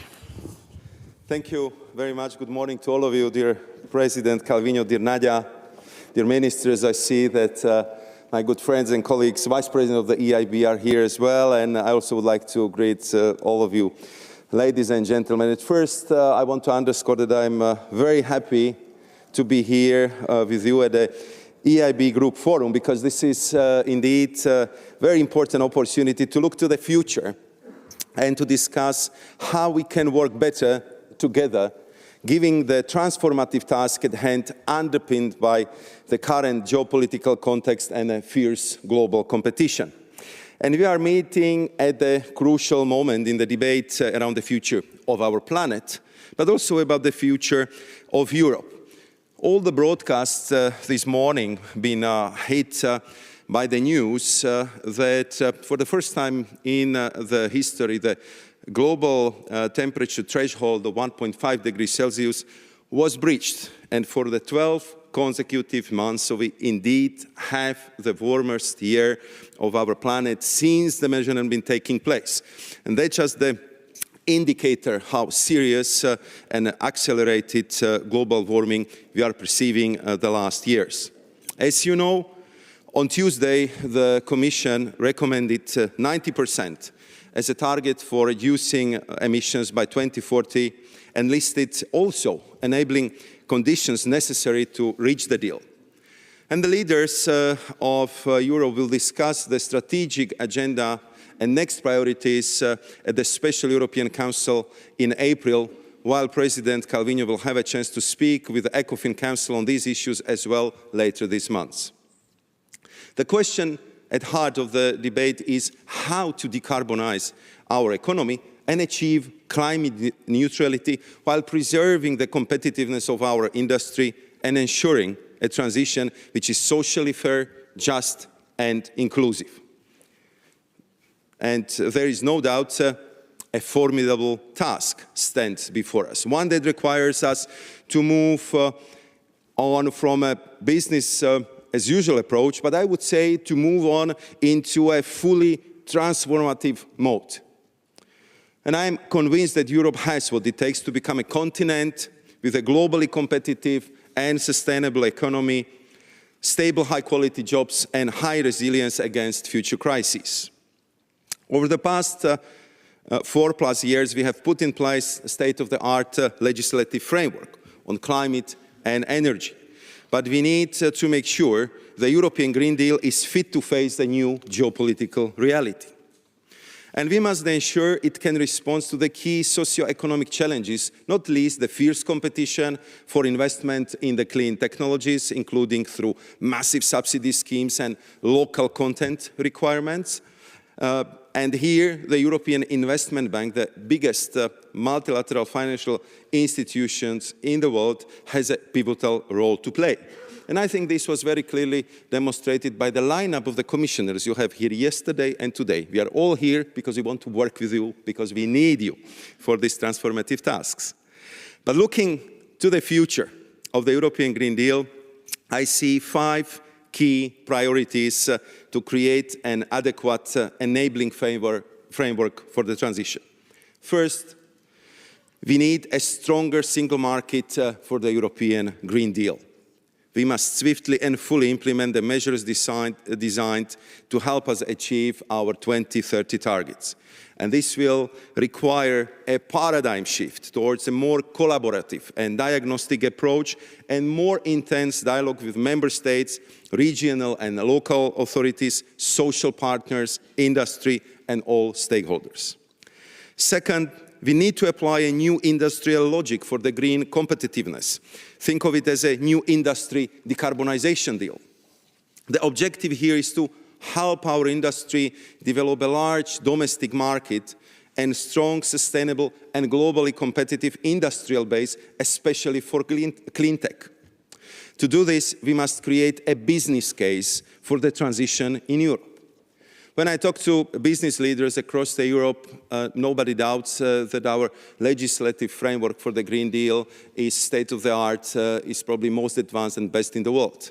But what they're telling me as well is, and now we have to complement this excellent legislative framework with a business case for our activities, so we can bring that entrepreneurial energy, that spirit, and the private investment into making sure that we would implement all the measures and we would achieve the goals we set for ourselves to be climate neutral continent in the second half of the century.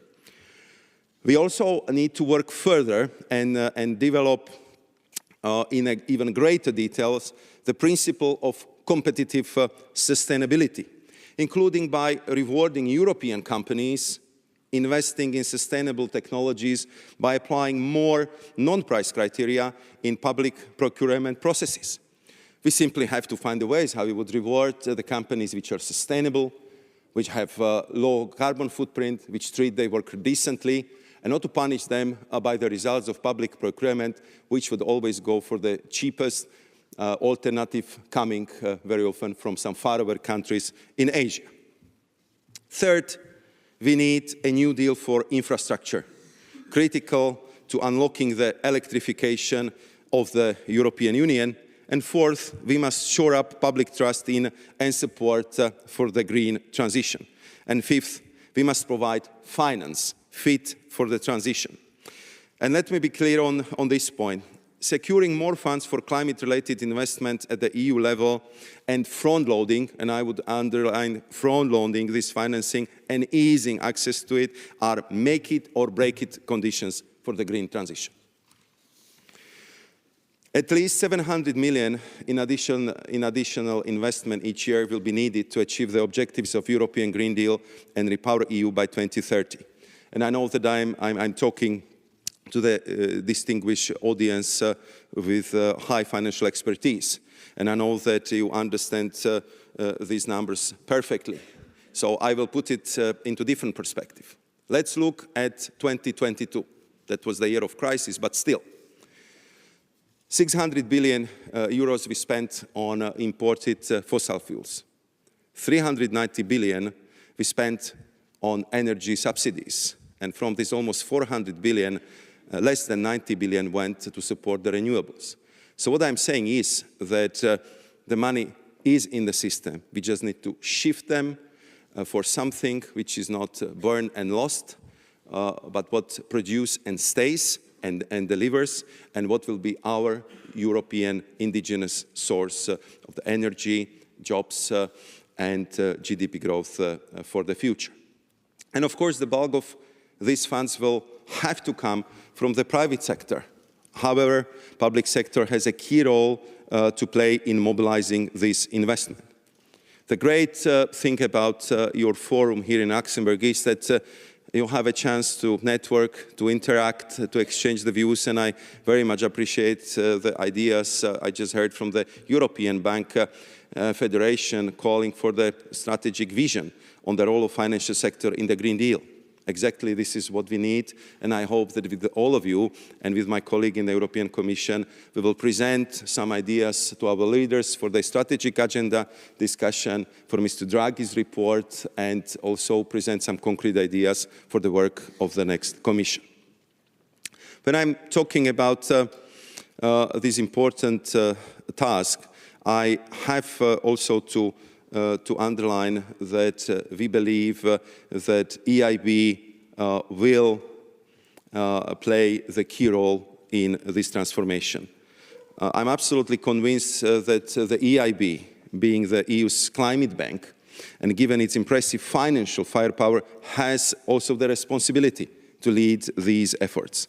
And I see a need for deepened cooperation between the Commission, industry, the EIB, especially when it comes to financing high-risk projects of strategic importance for our decarbonization that commercial banks are hesitant to support.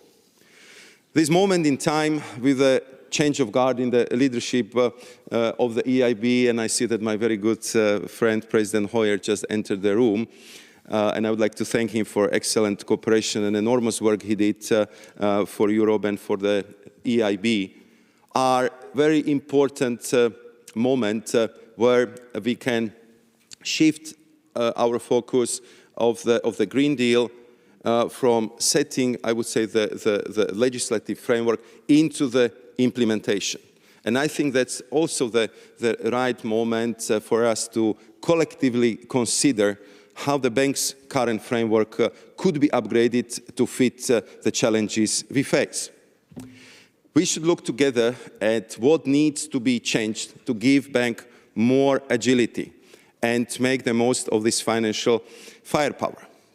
In the Commission, we are now discussing with my colleagues what kind of technological roadblocks we have in different bits and pieces of our legislation which are preventing us to go faster towards our Green Deal goals. And I know that over the last time there was kind of piling up of the different rules, conditionalities, which very often are restraining the agility of our financial sectors, or be it concretely of the EIB. So let's look at them and let's see what we can do better to make sure that we can get the investments much faster, in more agile way to where we strategically need them for the future. And of course, we also have to think collectively to make sure that we would have collective appreciations of that priority financing areas and make sure that they are in line with our main policy objectives. I'm convinced that we need a giant leap forward. Small step, lacking ambitions, will not do. And with that in mind, and following up on your request for the ideas, Madam President, dear Nadia, I have 3 suggestions that I would like to put forward today about the future direction of the bank. First, the bank should establish within its structure a dedicated, sustainable critical raw materials task force, focusing exclusively on facilitating projects along the entire critical raw materials value chain. These raw materials are the basic elements we need to make the products that drive the twin green and digital transitions, like batteries, electric motors, electrolyzers, and photovoltaics. Simply put, without critical raw materials, there will be no Green Deal, there will be no future technologies development in Europe. And yet, the EU currently supplies only 1% of its own needs for the key raw battery materials such as lithium, cobalt, and nickel, and some 98% of our rare earths come from China. As you probably know, I was very much involved in diversification of the gas supplies to Europe. And I know how difficult this task still is. And therefore, I can only tell you that if it comes to critical raw materials, our dependency already today is much higher than it ever was if it comes to the fossil fuels. So therefore, I'm paying so much focus on making sure that if it comes to the critical raw materials, we gear up to the new levels. Because you know that it is increasingly difficult to secure supplies of raw materials for our economy, as projects in third countries are subject to fierce international competition. We have seen over the last couple of years that everything can be weaponized, from the data to the supply of energy and also critical raw materials.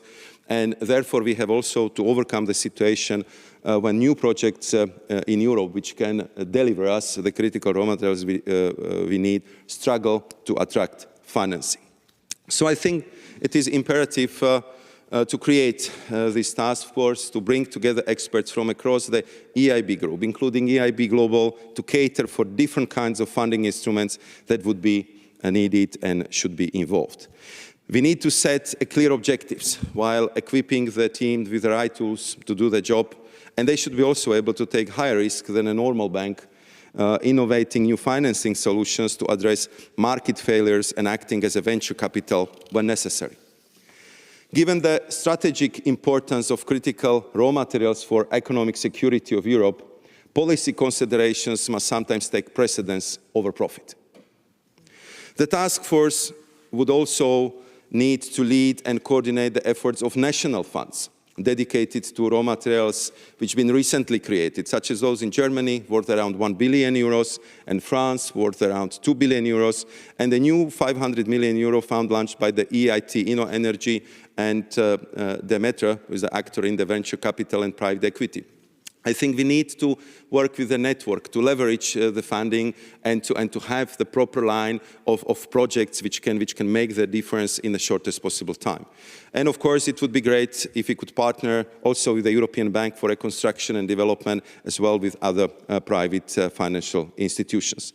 This task force could work closely with the Commission's standing subgroup on financing, which is being created by the Commission to mobilize financing for strategic raw materials projects to which EIB, the EBRD, and other key banks and institutions will act as observers. And I'm confident the task force would receive the full support of member states and would send a powerful signal to the industry. And let me be honest, how else we can do it? Who else, if not you and us together, can advance in this very important task? Madam President, the second suggestion. Here, I would propose the creation of the European Green Deal Infrastructure Task Force, dedicated to supporting the development of infrastructure needed for the transition. These represent, again, an astronomical challenge, given that Europe will have to at least triple its electricity generation by 2050. And it is a task which will require the modernization and expansion of grids at distribution and transmission level to integrate the growing share of renewable and low-carbon energy and connect storage and charging stations. 40% of our distribution grids are 40 years old and need to be modernized and expanded. While the cost of investment in electricity grids in this decade alone amounts to 584 billion euros, this just underlines the challenge ahead of us. And the development of this infrastructure, as you, I'm sure, would agree with me, is an essential condition for unlocking electrification, which will reach up to 70% by 2050, but which has stagnated at around 23% in the last decade. So what was the consequence of this stagnation? This has led to the thousands of connection requests for renewable energy generation, storages and heat pumps being rejected to be connected to the grid due to the insufficient grid capacity. So you invest billions in windmills, in photovoltaic panels, in storages, but they are idling because we cannot get this renewable energy to the final consumer. So let's not waste the money. Let's invest in the grids which can carry this renewable energy where it's needed. And of course, we also would need to have another look how to finance hydrogen infrastructure, carbon capture, storage and utilizations, charging points, and many more. The good thing is that there are projects ready for implementation. We have adopted legislation allowing for swift permitting. And the key issue, however, is the enormous amount of upfront funding needed to get this project off the ground. As you know, the transmission system operators are heavily regulated business, so there should be not the worry that you will not get your money back. But they do not have the front-loading capital to kind of upgrade and invest at the beginning, and therefore we need to find a bridge how we can help them to invest in a modern grids. Again, positive story is that until now, the best electricity grid in the world is in Europe. The best companies making cables, substations are in Europe. So let's use it and then modernize the grids, because they're absolutely essential part of our transformation. And I believe that allocating money specifically into this infrastructure and putting together a team of skilled experts working with the Commission and the industry would help sharpen also the EIB's ability to make a difference in this very crucial sector. To boost our efforts, on the 26th of February, I will launch a clean transition dialogue on infrastructure with representatives of all types of infrastructure. So it would be transmission system operators for electricity, for gas, for hydrogen, charging station operators, storage operators, cable manufacturers, substation producers. All of us, and of course, we would wholeheartedly invite the EIB to join these discussions, because it would be great to start this cooperation, I would say, with a full setup. Third and last recommendation for today would be about the need to restore technological neutrality. I mean, we have to admit, and this is the comment I'm addressing to all of us, we need to be less dogmatic, we need to be more pragmatic about our energy sources, about how we can work with green, but also low carbon sources of energy and hydrogen. And I think that for the future, we should accept and promote all low carbon energy technologies which would help us to bridge the gap as we accelerate the rollout of renewables generation, especially in the midterm. That is why the Commission, in cooperation with Member States and industry, is launching the European Industrial Alliance on Small Modular Reactors. The SMR technology holds important potential for decarbonizing our energy sector and boosting our security of energy supply. And here again, I want Europe to be a leader in these emerging technologies. Financial institutions will have to be part of the dialogues on SMRs, and so I would again encourage the EIB and other financial institutions to work with private sector to create the right conditions for development of SMR value chains in Europe. So, ladies and gentlemen, the European Investment Bank is a critical part of our efforts to build green, healthy, and prosperous future for Europe, and to strengthen international partnership based on reciprocity. Here, given the resources available, we should focus our efforts with the Global Gateway on strategic priorities, such as critical raw materials projects that can best support our path to climate neutrality and ensure positive spillover effects internationally. Beyond that, we should also search for partnerships in regions where such a cooperation has been missing in the past. This will help us to develop proactive climate diplomacy which supports our goals of diversifying supply chains and reducing dependencies. So I look forward to working with you in the months ahead as we strive to make the most of the EIB's potential. And this might involve taking on more risk, but without risk there is no reward. My coach in my in my young athletic times was always highlighting no pain, no gain. And my key takeaway message for all of you in the EIB and national promotional banks is that I know the European Investment Bank, you are a formidable institution. We are very proud to have the biggest public bank in the world.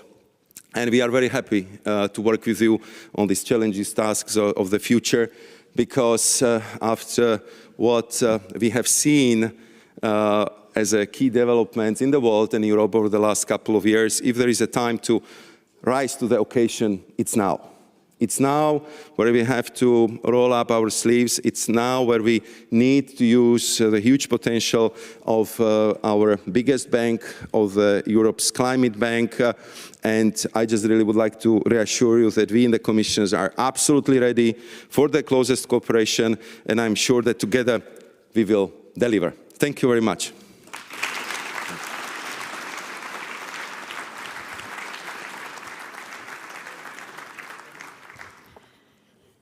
Thank you very much, Maroš Šefčovič, for having highlighted the recommendations and priorities of the European Commission for the EU going forward.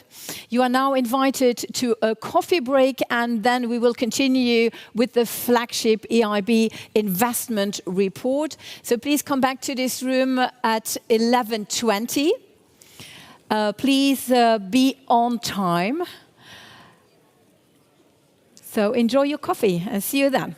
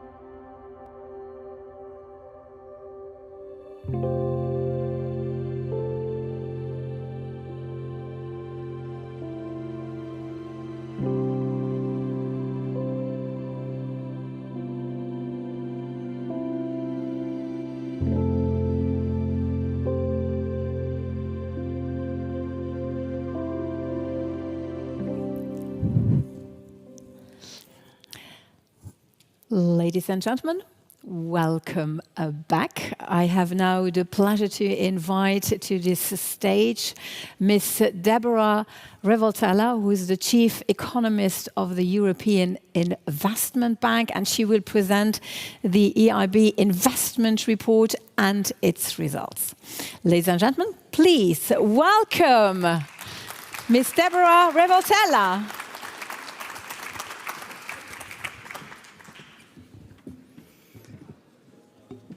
Thank you very much, and it's a real honor to present this year's investment report. This is our flagship economic publication which assesses the economic and investment environment in Europe.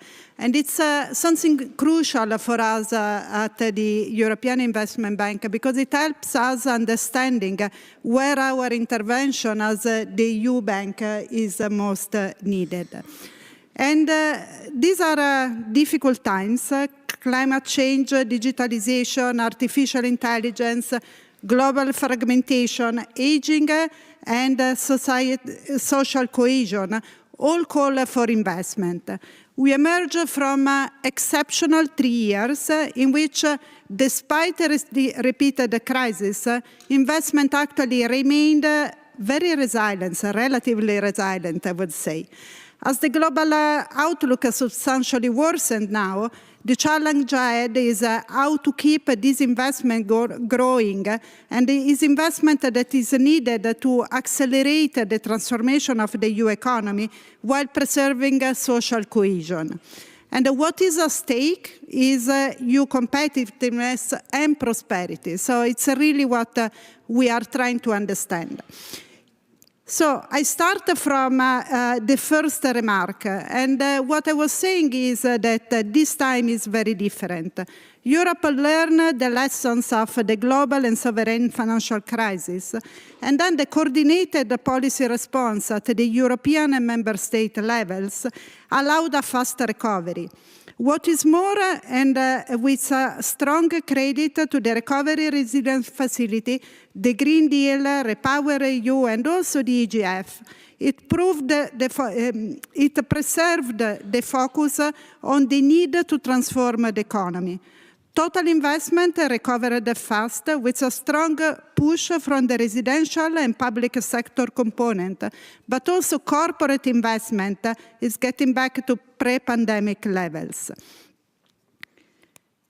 Public sector investment was also strong, particularly compared to previous crisis episodes. Subsidies and transfer played a role, and indeed corporate investment recovered despite the monetary policy tightening. And firms engage in transformation. And I think this is very different from what we have seen in the past. Firms took the last years, despite all the challenge, to keep transforming. We have seen an increase in digital adoption, and the EU firms were closing the gap in digital adoption versus the US. We have seen acceleration, recovery and acceleration of investment in energy saving and energy efficiency, and also with all the challenge to value chains and trade disruption, we have seen that important firms also worked on resilience of the value chain and, in fact, diversifying the supply chain rather than complete retrenching. But as growth now slows, investment needs remain important. This is not a new message that we have, but is one that is important to repeat and repeat. Since many years, we detect this gap in terms of intangible investment, in terms of machinery and equipment and infrastructure that divides the EU and the US. It's some 2 percentage points of GDP per year, and this is accumulating year after year. We have on top the investment needed for the net zero transition. We have on top the investment needed for innovation and digitalization and building a resilience of value chain. You could also add the defense. I think there is a lot of discussion on that. But then we have also the need in terms of skills to adapt to all of these, and also the need to adapt and change our society and make sure that we remain in a context of social cohesion. All those requires investment. But now, as the global outlook substantially deteriorates, monetary conditions remain tight, fiscal capacity is reduced, and firms' extra savings are gradually depleting, investment resilience is much less of a given. So where do we come in the report? We have our own suggestion and list of things to monitor. The first one is for the public sector. We think that in terms of public sector and public investment, we need to keep a very strong focus on execution of current ambitious investment plan. We have been, in the report, we have been analyzing the deployment of the recovery and resilience facilities, and a number of regularities emerge that again show that the importance of enhancing administrative capacity to plan and implement investment processes at the national and subnational level. We have done an exercise with tax mining on all the delayed measures in all the recovery and resilience facility plan of all countries. And what you see is that more often projects associated to infrastructure, local deployment, or to renewable, they are delayed. Something that doesn't surprise us at the EIB, because we know the importance of this capacity to deploy and the technical capacity and administrative process simplification that is particularly important when you talk about infrastructure, renewable, and local investment. And that's something crucial for us as a EIB. We are really looking at it closely. Actually, a companion report will be launched tomorrow that also digs into these barriers to investment. We also look on the public investment point of view on another important element, that is the maximizing the return of public investment. This also means internalizing what we call the public-private sector complementarities. In the report, we have a number of examples, two among the others. One, we show that in regions that have a much better internet network, in fact, firms have a higher propensity to digitalize. We also show that in regions that are better and have more resources spending in terms of climate change mitigation and adaptation, actually firms invest more in these two. So there is some sort of leading rule of public investment that support in some way the propensity of firms to invest.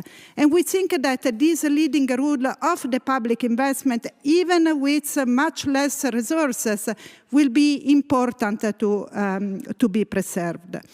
The report also digs into innovation and the concern that Europe may lose touch with the frontier.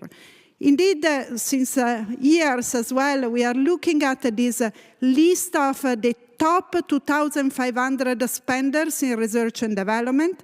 And what we see is one element in particular, it's the red bar actually in the graph. It shows the firms that are entering the group of these top 2,500. So who makes it to the top list? And here, Europe is really losing ground, partly because it's not present in the growing sector, and partly because we have an issue in terms of the growth of firms, and particularly innovative firms. And that's call for other analysis that we bring in the report, but is also very, very close to what we do at the EIB Group, EIB and EIF. It's recognizing that Europe has something more to do in terms of helping innovation to grow and scale up. And we talk about two phases. One is at early stage, and one is at the scaling up stage, where we really see a number of examples, the fact that firms in Europe have to go through multiple rounds of finance compared to peers in the US, and that's ineffective for a firm perspective. Also, funds, venture and private equity, do often not have the size to support this scaling up. So at the EIB, we really see the importance to deal, and actually we are active and actively playing our role. The report is also looking at decarbonization, and we look at the effect of the energy shock on European firms compared to the US. The shock has been stronger than the US. Firms have been reacting. Actually, Europe overall has been reacting. Even if the energy sector is more resilient, but it's not still and it will take time until it gets to the final stage of full resilience. But what we see is that the firms were investing in energy saving and energy efficiency. They were also passing part of the cost to final consumers. But we are looking at what the energy shock did in terms of their propensity to invest in energy efficiency and climate action that has the role of the decarbonization and adaptation investment in. What we see is that energy costs incentivize firm investment in both energy efficiency and climate action. Uncertainty is a drag to investment overall. And when the two interact, firms continue to consider a no-brainer the energy efficiency investment, but are a bit more cooler on climate action overall. Luckily, this is not true for the firms in a high energy intensive industry. They continue to perceive the necessity to transform. And that's probably because during the whole of the energy crisis, the leitmotif of the Green Deal, Repower, but the importance of the net zero transition has remained on top of the policy agenda. In the report, we also look at again at the incentive system at the European level, and we particularly look at a firm that operate in the ETS system. We see that carbon prices in the ETS, over time, they actually push firms to decarbonize, to invest more, and to innovate more. That's a good signal of the rule of carbon prices in the ETS. And tightening of the ETS over time is leading to the same results. We also actually open a concern, we highlight a concern for what we call a decarbonization divide between leading and laggard firms. We have a special survey for manufacturing firms in the ETS, and we see that you have two groups of firms. On the one side, those that are consider themselves leaders. They in fact decarbonize more, and also they invest more and innovate more, and they are more likely to preserve production capacity. Then you have the group of the laggards. They do less, they are more likely to have investment gaps, and they are more likely to reduce production capacity. The concern that we have that this divide may become entrenched. So in fact, making sure that we have the right incentive and speed up also the transformation of this laggard firm is something important. And one element is interesting. All firms, leader, laggards, and also those in between, they say that uncertainty about price and regulation is the best enemy of decarbonization. So the clear message is important, and incentive have to play all in the same direction. Going forward, With large investment needs, limited fiscal space, and constrained EU budgets, we see the importance of targeted and well-designed instruments to support the transformation, catalytic for private investment. These are better if applied at the European level, as a EU instrument have the advantage of protecting the level playing field. We show in the analysis how some targeted instruments actually play a role, and are already effective in doing so. We also speak about effective private investment that should remain a priority. This is a concern that moves a little bit ahead in time, but there is a potential cliff effect in 2026 on public investment as the RRF expires. And what remains in our mind is the fact that historical history in the EU and in the OECD is telling us that every time there is a fiscal consolidation, there is a long-lasting negative effect on public investment. But what is less known is that there is also a negative effect on private investment. So prioritizing, keeping a strong focus on the importance of public goods and the European public goods is important. Last, barriers to investment. We always have this monitoring of barriers of investment, and the firms continue to have the same concerns. What we did this year was looking at what is the effect for firms of eliminating a major barrier perceived by the firm. The result is that if you eliminate a major barrier, actually the investment propensity of the firms grows by 1 percentage point, or 20% of the 12% of the investment intensity. And interesting, here an important point in terms of skills. Skills are a barrier for all firms, but they are particularly constraining the fast-growing firm, the most innovative, the one that are investing more on digital and green technologies. So they are actually, the skills gap is particularly a constraint for the part of the economy that wants to transform and can move the frontier at the European level.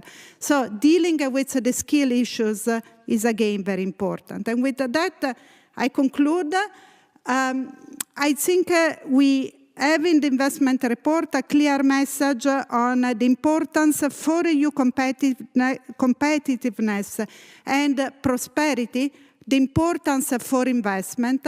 We highlight the importance of finance for scale-up finance, clear incentive for decarbonization, having a particular attention that the carbonization divide doesn't become entrenched, and a focus on administrative capacity to deploy effective infrastructure, optimize also at the European level. On the delivery on investment, we think it's important to have this public sector commitment, implementation capacity, but also more targeted intervention that will be necessary compared to the years that we have seen in this past. Catalytic instruments are very important, as well as removal of barrier and much more Europe in terms of single market, capital market union. And as the EIB, we are playing our part. We are an EU instrument that guarantees the level playing field. That's very important for the EU single market. We have a targeted intervention that are also catalytic and that are proved to be effective. So are instruments that have their own track record in terms of effectiveness, and we are also bringing experience and skills through advisory and technical assistance and the demonstration effect in many of our projects. So I think the final word is competitiveness, and European well-being need investment for economic transformation, and the EIB is an institution that plays a role. Thank you.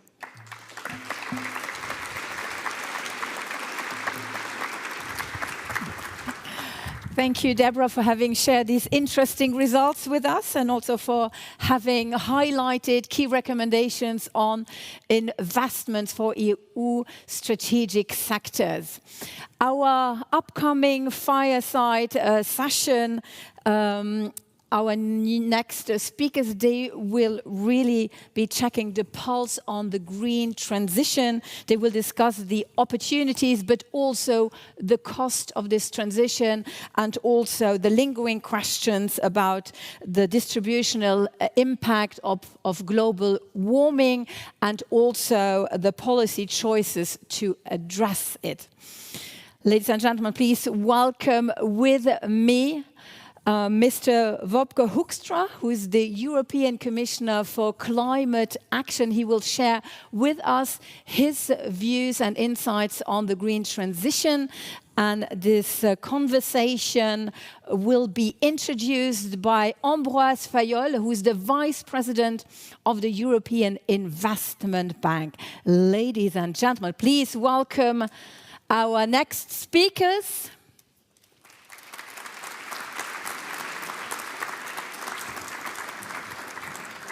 And I will hand over the floor to Ambroise Fayol. Thank you. Thank you very much. Good morning to all of you. Good morning, Commissioner. Good morning, Shirin. I've been asked to be even shorter than usual, and usually I am short. So I'll be very short to leave the time for the conversation between Shirin and Commissioner Hoekstra. I think we need three things. The first thing we need is a strategy, and in Europe we have a clear strategy that is basically led by the objective of climate neutrality by 2050.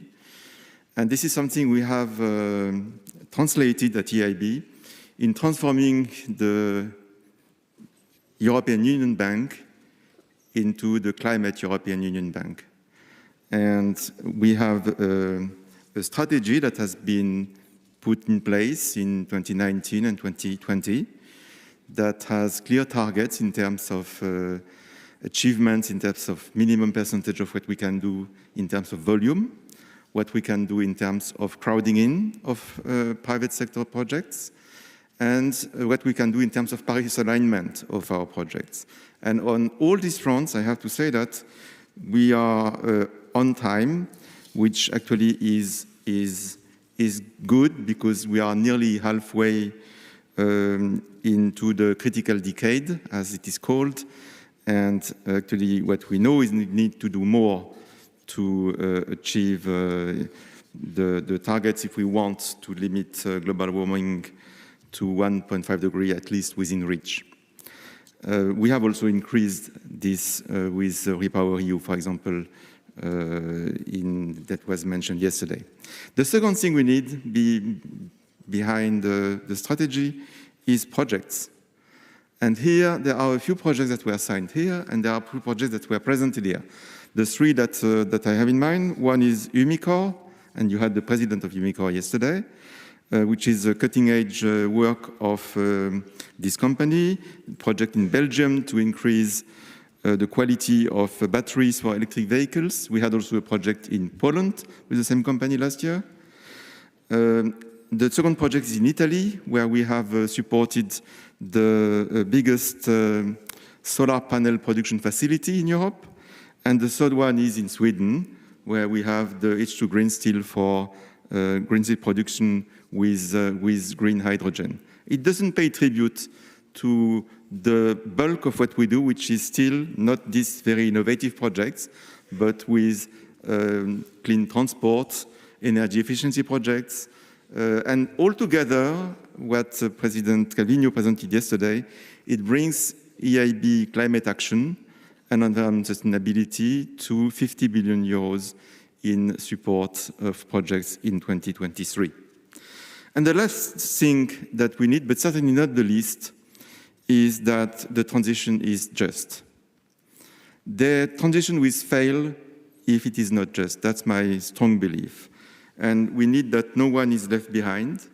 It means that we need to make sure that we keep the public opinion with us in this transition, that we support those who have the biggest challenges, be it countries, regions, or sectors. For example, transition of the coal mining sector in Germany, Poland. This is something that we support a lot, and we need to do that actually, and we need to do that more to make sure that no one is left behind. So that's where we are. I mean, we are very proud at EIB about our achievements, and it's thanks to the teams in our project department, the teams in our operations, the teams in all the departments of the bank. We are already working on our Climate Bank Roadmap 2.0 that will start in 26. And now I think time is to listen to Shirin and the Commissioner. Thank you very much. Thank you very much, Vice President. Thank you for helping us set the scene. And welcome, Commissioner. It's a great pleasure to have you join us. It's timely as well, because 2 days ago, you announced the launch of a debate on the 2040 climate targets for the European Union. Ambitious targets, and they need to be, don't they?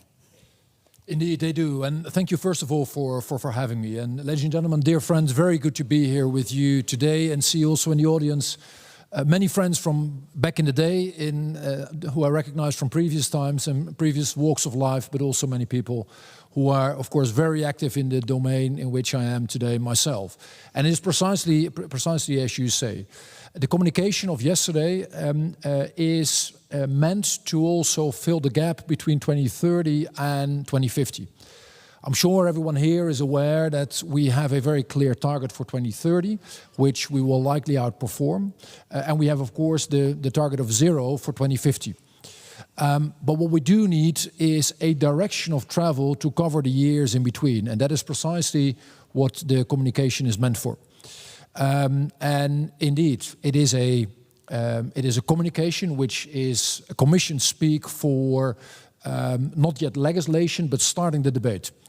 And that is tremendously important because, in my view, there are two things we need to do and we need to accomplish in going forward. The one leg we need to stand on, the one thing we truly need is make sure that we continue with climate action. And that is why we have put in a target of 90% for 2040. And yet we have to marry that, we have to bridge that, we have to stand on that other leg that is about, as was rightfully just said, about the just transition. That is about competitiveness. That is about a level playing field for our companies. And I am truly convinced that only if we manage to get these two things right, if we really put our efforts to these two things, we will be successful. Going forward, you cannot have one without the other.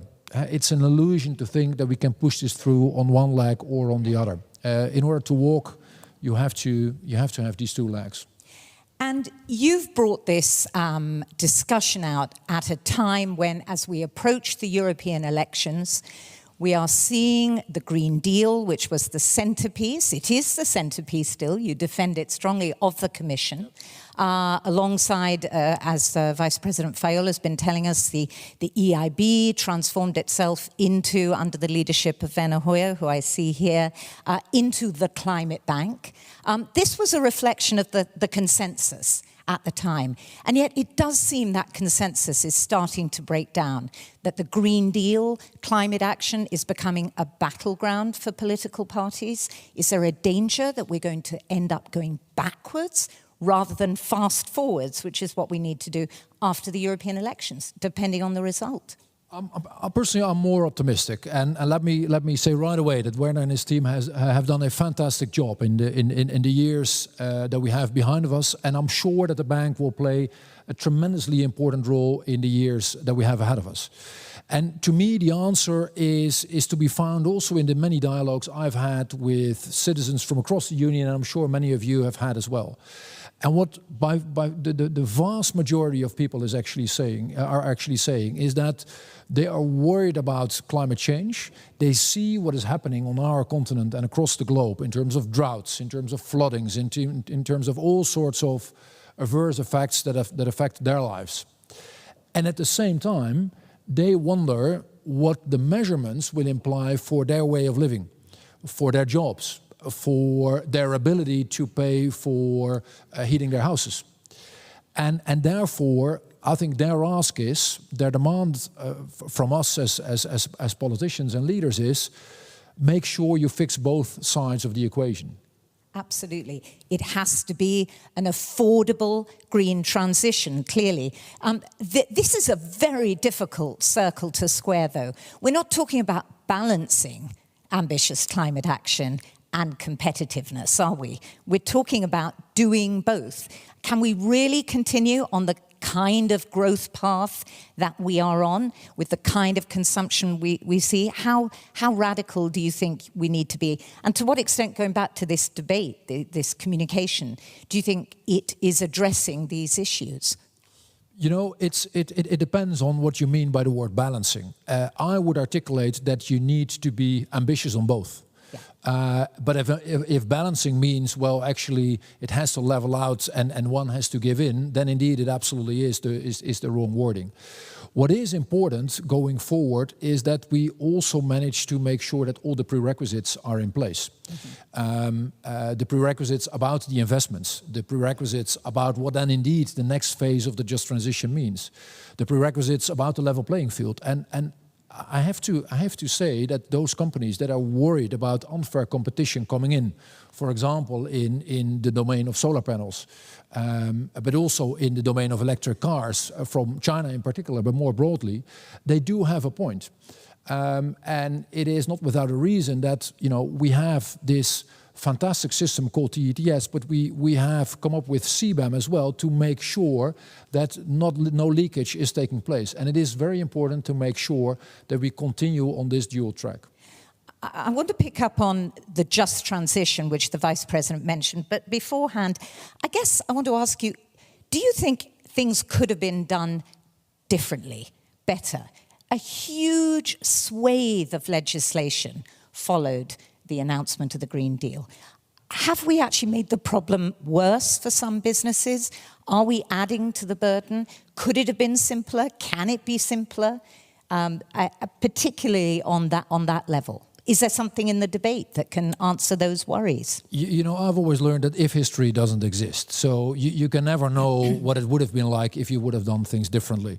What is crystal clear, but there's no way to turn back that clock, is that when we would have started with this whole transition 10, 20, 30 years earlier, we would have been able to take a much more gradual path. But the reality is that climate change is real, it is happening, it is affecting our lives, and it will become much more painful and much more costly in the years going forward. That is simply the reality. It is not me saying that or any politician saying that, it is scientists telling us that the planet has only red lines left. Now, therefore, the assignment is to make sure we continue, but in a way that people can actually see through, that in a way that our businesses can function and can thrive going forward. And therefore, all the elements that have meant to be there in the Green Deal from the very beginning, the climate side, but also the business side, the deal side, as some people call it, has to be there going forward. And what about the just transition? What does that mean in practice for you? I mean, it is a phrase bandied about. It is clearly hugely important. We've seen the demonstrations from the farmers. We're doing investments. Vice President mentioned the EIB's investment in Germany, in Lusitania, which is reliant on lignite farming. Do we need more of that, or is there something more radical that we can do, for example, that is within this debate that you launched this week? Yeah, just to be clear, what we're doing as a union is very, very, very substantial. If you look at the Just Transition Fund, if you look at all the money that goes into the RRF, if you look into basically each and every of the arrangements that we have in the European Union, you see that a lot of the money is going to either regions that face difficulties in this transition, to individuals, to companies, to all sorts of players that have difficulty or need help in facing this transition. But of course, the big question is, now that we're planning to do more towards 2040, is that enough? Or do we need either more of the same instruments, Or do we need additional instruments? What I don't want to do is, in this conversation or in the next couple of weeks and months, basically prejudge that conversation by coming up with some of the things I have in mind, because I do feel there is merit in having that conversation with all stakeholders in our societies. But it is crystal clear, and it was rightfully said just a minute ago by the Vice President, that this next phase needs to be at least as just as it has been so far. I think you're right that the debate part of this is hugely important, and maybe that is partly what's been missing. Is it a real debate? Will you really listen, or have you got what you're going to do in mind already? I mean, how will this work? Tell us how the process will work over the next few months up to the European elections and beyond.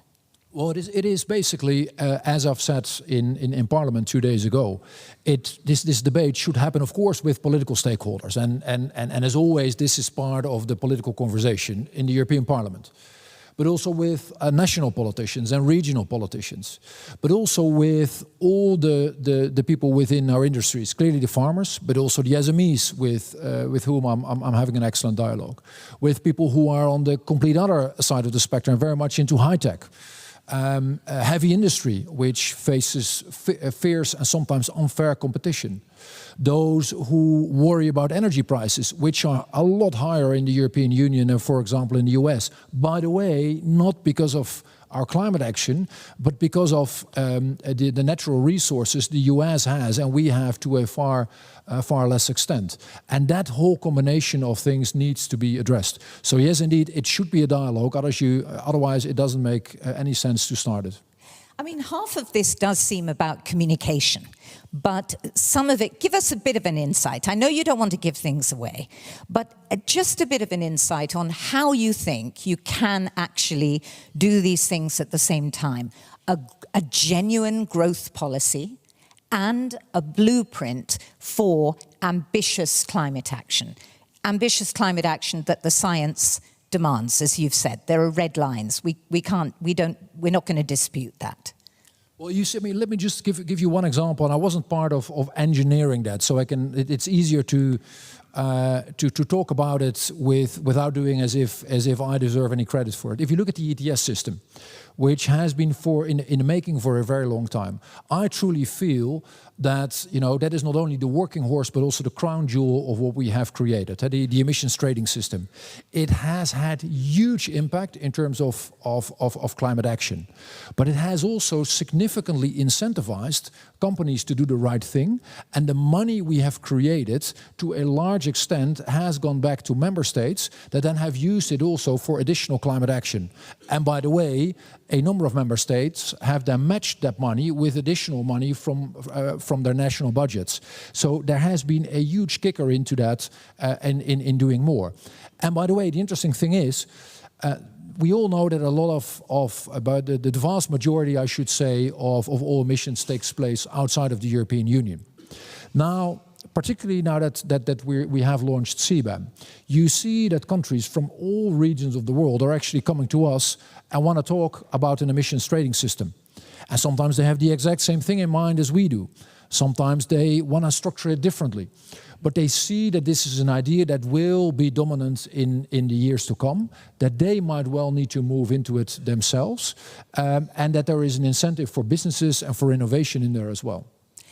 Clearly, and we were talking about this earlier, there are so many solutions on the table, and we can't really turn our backs on any of them, except maybe fossil fuels, and we've done that. And actually, you were the lead negotiator at the COP in Dubai, where I spent 2 weeks as well. So did Vice President Fayol. Less said about that, the better. But anyway, the EU, I think, was instrumental in making sure that the transition away from fossil fuels was there on the table, not just on the table, in the final agreement.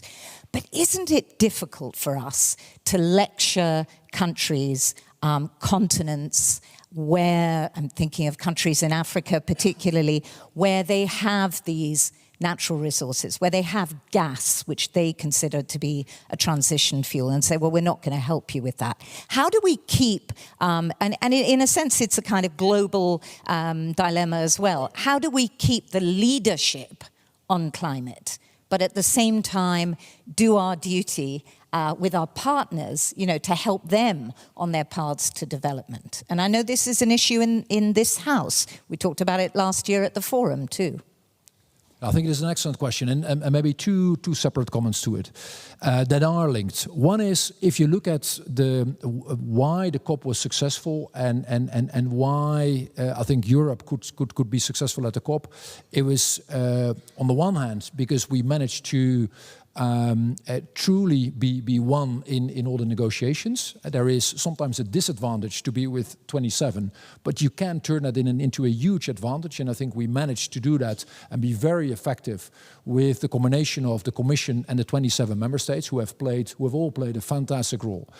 The other thing we managed to do, and that was pivotal to the success, was we managed to make sure that super majority that is actually there on the international stage. It is often silent, but it is there, and that is a group of countries that demands more action. We managed to have that group stand up and come forward and say that we wanted to have more. And then, of course, you also need to get lucky. In politics, as in life, you can do many things right. But often when you then look at the result, it is not what you expected. Now at the COP, I think we outperformed our own expectations. But you're absolutely right, and that will be my second point. The dialogue is here that you are about to have with your friends from afar should always be a very good one, and one where you simply need to be sensitive. And particularly when you're using the word lecturing, I think it was your countryman, it was Churchill who once said that he always wanted to learn, but he was not always ready to be taught. And I think that is a very human thing, right? Having a dialogue is something different than being lectured. Absolutely. I mean, staying on the global level, I want to ask you a little bit about what you think the EIB, the group, also EIB Global, can be doing in terms of supporting the Commission's efforts in this field. We are, I guess, you could say no one would disagree as the Climate Bank, in step closely with what the Commission does, and will stay in step. What is it, do you think, that is needed from the EIB Group in this field as you go forward with this new sort of stage? Again, the bank has done a fantastic job in the years past, and I think the figure is close to 60%. If you look at where things are going, I think roughly 60% goes into one way or another goes into the domain of mitigation. Now, I would articulate that leaves another 40% on the table for climate action, or at least part of that. And the other thing, and we are, I think, only embarking on that, not only at the Commission, but also at the bank. Rightly so, a lot of our efforts have always been geared towards mitigation. And there is no alternative for continuing with mitigation, given that is at the heart of what we have to tackle. Having said that, given that we're so late in the game and we're also already seeing so many of the adverse effects, there is no alternative than to more in terms of adaptation. And there will be huge demands. I can say to you, there will be huge demands from member states and countries all over the world, but certainly also within the European Union, to do more and to get this right, to do this in a financially effective way. So this question will arrive at the bank's doorstep as well. And the bank has an adaptation strategy, which is actually pretty ambitious. And I think the Vice President will agree that, we are going to have to do more to meet that, the targets laid down in that strategy. But this is a hugely important point, especially going back to the beginning of this conversation, where we began with this idea of public acceptance and adaptation, which is, after all, helping communities already affected by climate change, whether it is flooding or fires, whether it is drought failure, to deal with this is also about keeping that public acceptance, isn't it? Absolutely, and indeed, interestingly enough, there is less debate about the necessity to do adaptation. In a way, it is fascinating, right? Because it is, I mean, the two things are absolutely interlinked. But there are many countries and businesses and communities that have woken up and come to us to talk about adaptation. And that is a completely different debate than we had, let's say, 3, 4, 5 years ago. So let's rise to the occasion and let's get that part of the equation right as well. Absolutely, and look for the business opportunities there too, of which there are many. Commissioner, I think this is an excellent note on which to finish this conversation, not because I don't want to carry on, but because we've come back to that point where we started, which is that, you know, we definitely, all of us here, will need to do more to make sure that we maintain public acceptance, that is from businesses, from citizens, whether it is from those who worry that there's too much of a burden, but also from those who worry that we're not ambitious enough. It isn't just from one side. So thank you for sharing your thoughts with us, and we look forward to working with you closely. Thanks, thank you, Commissioner. Thank you for having me.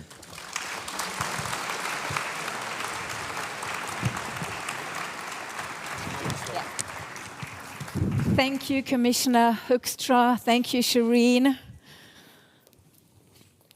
Ladies and gentlemen, how are you?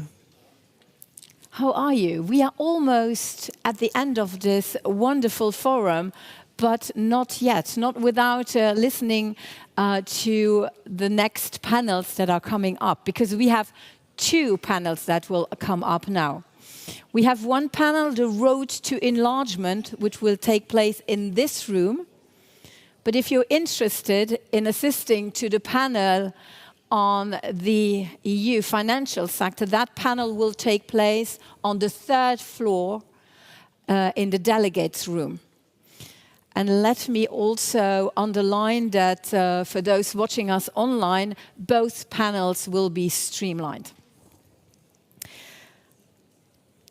And for those who want to assist to the panel Road to Enlargement, welcome. You're welcome to stay in this room. Based on the European Commission's latest enlargement package, the launch of the new growth plan for the Western Balkans and also the Ukraine facility, the panel 6, Road to Enlargement, will now look into the role finance institutions can jointly play in accompanying, accessing countries on their path to EU integration. And I think it's a very, very timely discussion in the light of last week's special European Council that allowed the EU to provide Ukraine with a predictable support of loans and grants of 50 billion euros over the next 4 years. Ladies and gentlemen, and I also think that the ability of the EU to deliver and to remain united is, of course, a very, very strong signal for the whole region. And I have now the pleasure to invite Teresa Czerwinska, Vice President of the European Investment Bank, to come up on stage. She will set the scene of this panel. I also invite all the panelists to come on stage. Yes, and this panel will be moderated by Vasil Tofan, who is the senior partner and member of the investment committee of Horizon Capital. And I will just wait for all our panelists to have taken their seats. Good morning.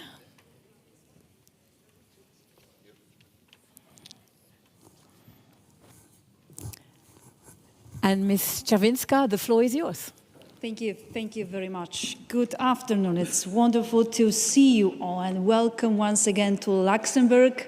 Yesterday it was very productive day, very rich in terms of agenda, discussions, and I'm very happy to see that also you have an opportunity to network, and the EIB Group Forum is very, very lively forum as a meeting point on the conference map.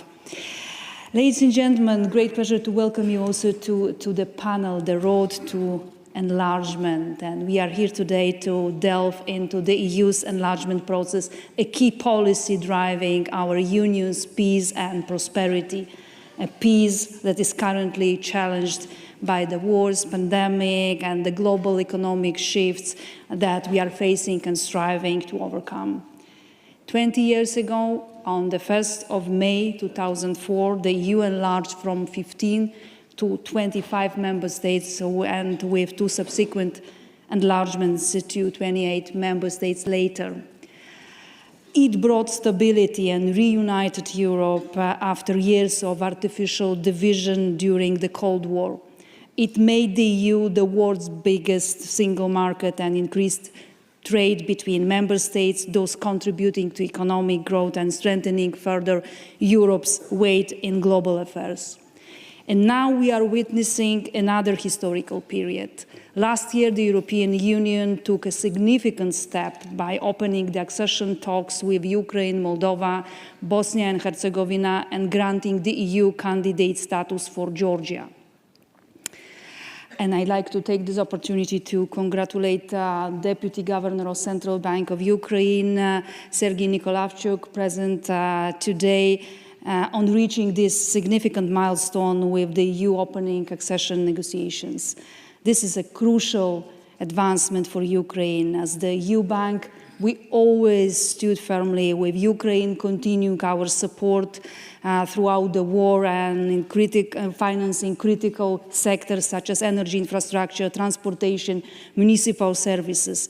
And our support for Ukraine since the beginning of the war has reached more than 2 billion euros, and we continue to support Ukraine with solidarity package, technical assistance, and EU for Ukraine fund, contributing to building resilience and supporting real economy in Ukraine. But ladies and gentlemen, the EU's approach to enlargement is not just about expanding borders. It is about strengthening cohesion and the bonds that unite us as Europeans, especially when we are facing war at the eastern border.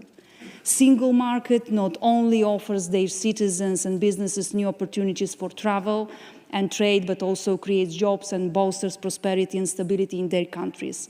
Enlargement also benefits the society at large, introducing requirements in terms of tackling corruption, accelerating the implementation of higher standards on environment protection, economic governance, and the strengthening of democratic institutions.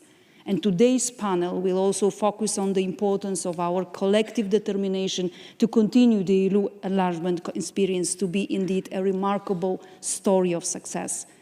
So what is the role of EIB and other financial institutions in this process? How to accompany countries in the region in this very important process? You all know that EIB was created 65 years ago to serve as an instrument to deepen European economic integration, and during this time has provided financial resources and technical expertise to all acceding countries. Today, under our dedicated arm, EIB Global, we are as committed as ever to supporting the enlargement process. We help countries aiming to join the EU by funding key areas like infrastructure, healthcare, education, and transport. These investments go beyond finance. They are our commitment to a shared future in Europe, driving sustainable growth and unity. Our investments are conditional on ensuring European standards in many areas spanning from climate to fundamental rights, and therefore help strengthening the democratic values. Our modus operandi is to work in close cooperation with the countries in the region, the European Commission, international financial institutions and EU member states, particularly through the Western Balkans investment framework. So like all of us here today, we don't underestimate the many challenges faced by the region. Reforms and strategic investments need to be accelerated, and we believe that the Commission's ambitious new growth plan for the Western Balkans can provide a much needed impetus. And this goes hand in hand with active EIB presence on the ground. Since 2009, EIB has provided nearly 11 billion euros in public and private sector investment finance in the Western Balkans. And we will continue to support important regional activities such as green and digital agenda and the common regional market.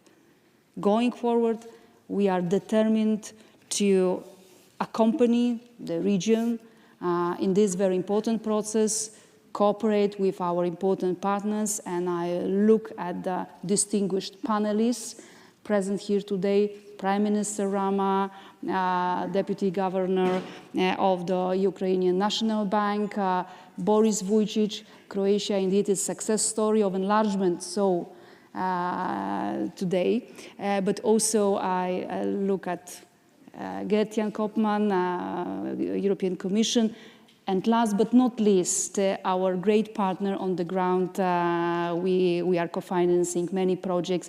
Odile Renaud-Bassot, European Bank for Reconstruction and Development. So looking forward for very, very inspiring discussion. How can we make it happen? Thank you.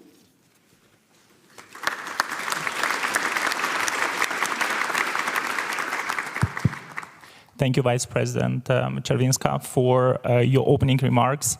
And thank you, EIB, for your leadership in putting this panel together on such an important topic. And for me, it's a huge privilege to be moderating such a distinguished panel today on the topic of enlargement. And on a personal note, if I may, for me, enlargement is actually personal. I am a native of Moldova. I spent the last 12 years in Ukraine. I met the war in Ukraine. And for us, in that part of the world, but also for Western Balkans, this is a question of our future, and it's a question of our present. So I hope we'll have the chance today with this very distinguished panel to uncover this topic of enlargement. Please be bold, be insightful, be high energy. Let's make this panel a very interesting one, and let it be the panel that people will remember from the EIB Global Forum. And we'll start with opening remarks, and I'm very pleased to offer the word first to Odile Renaud-Bassot, the President of EBRD. Thank you. Thank you very much, and it's a pleasure to be here, and thank you for EIB for inviting me, and very happy to participate with this panel, because in a way, the EBRD history is very, and what we've been delivering is very closely related to the first phase of EU enlargement, and when entering into, or trying to make progress on the second phase, I think it's quite important to learn from what we've done and what we've been doing. The EBRD has been created in the context of the collapse of the Soviet Union, fall of the Berlin Wall, and really the mandate was to help countries to provide financial support to develop market economies and support democracy and development of the private sector. So it was really a mandate to turn around and to support the transition of post-communist countries to market functioning economies and so forth. And in that sense, it was a lot about financing, and EBRD has been set up as a bank to provide financing, in particular to the private sector, but also to key infrastructure that are needed for facilitating economic development and so forth. But it was also a lot about policy reform, macroeconomic stability, starting from really the basic of macroeconomic stability, but also how do you create a functioning market economy with rule of law being implemented, functioning judicial system, regulatory environment for businesses, and so forth. And part of the journey, when you look at the first wave of enlargement, part of the journey has really been the transformation of a number of countries towards this well-functioning market economy.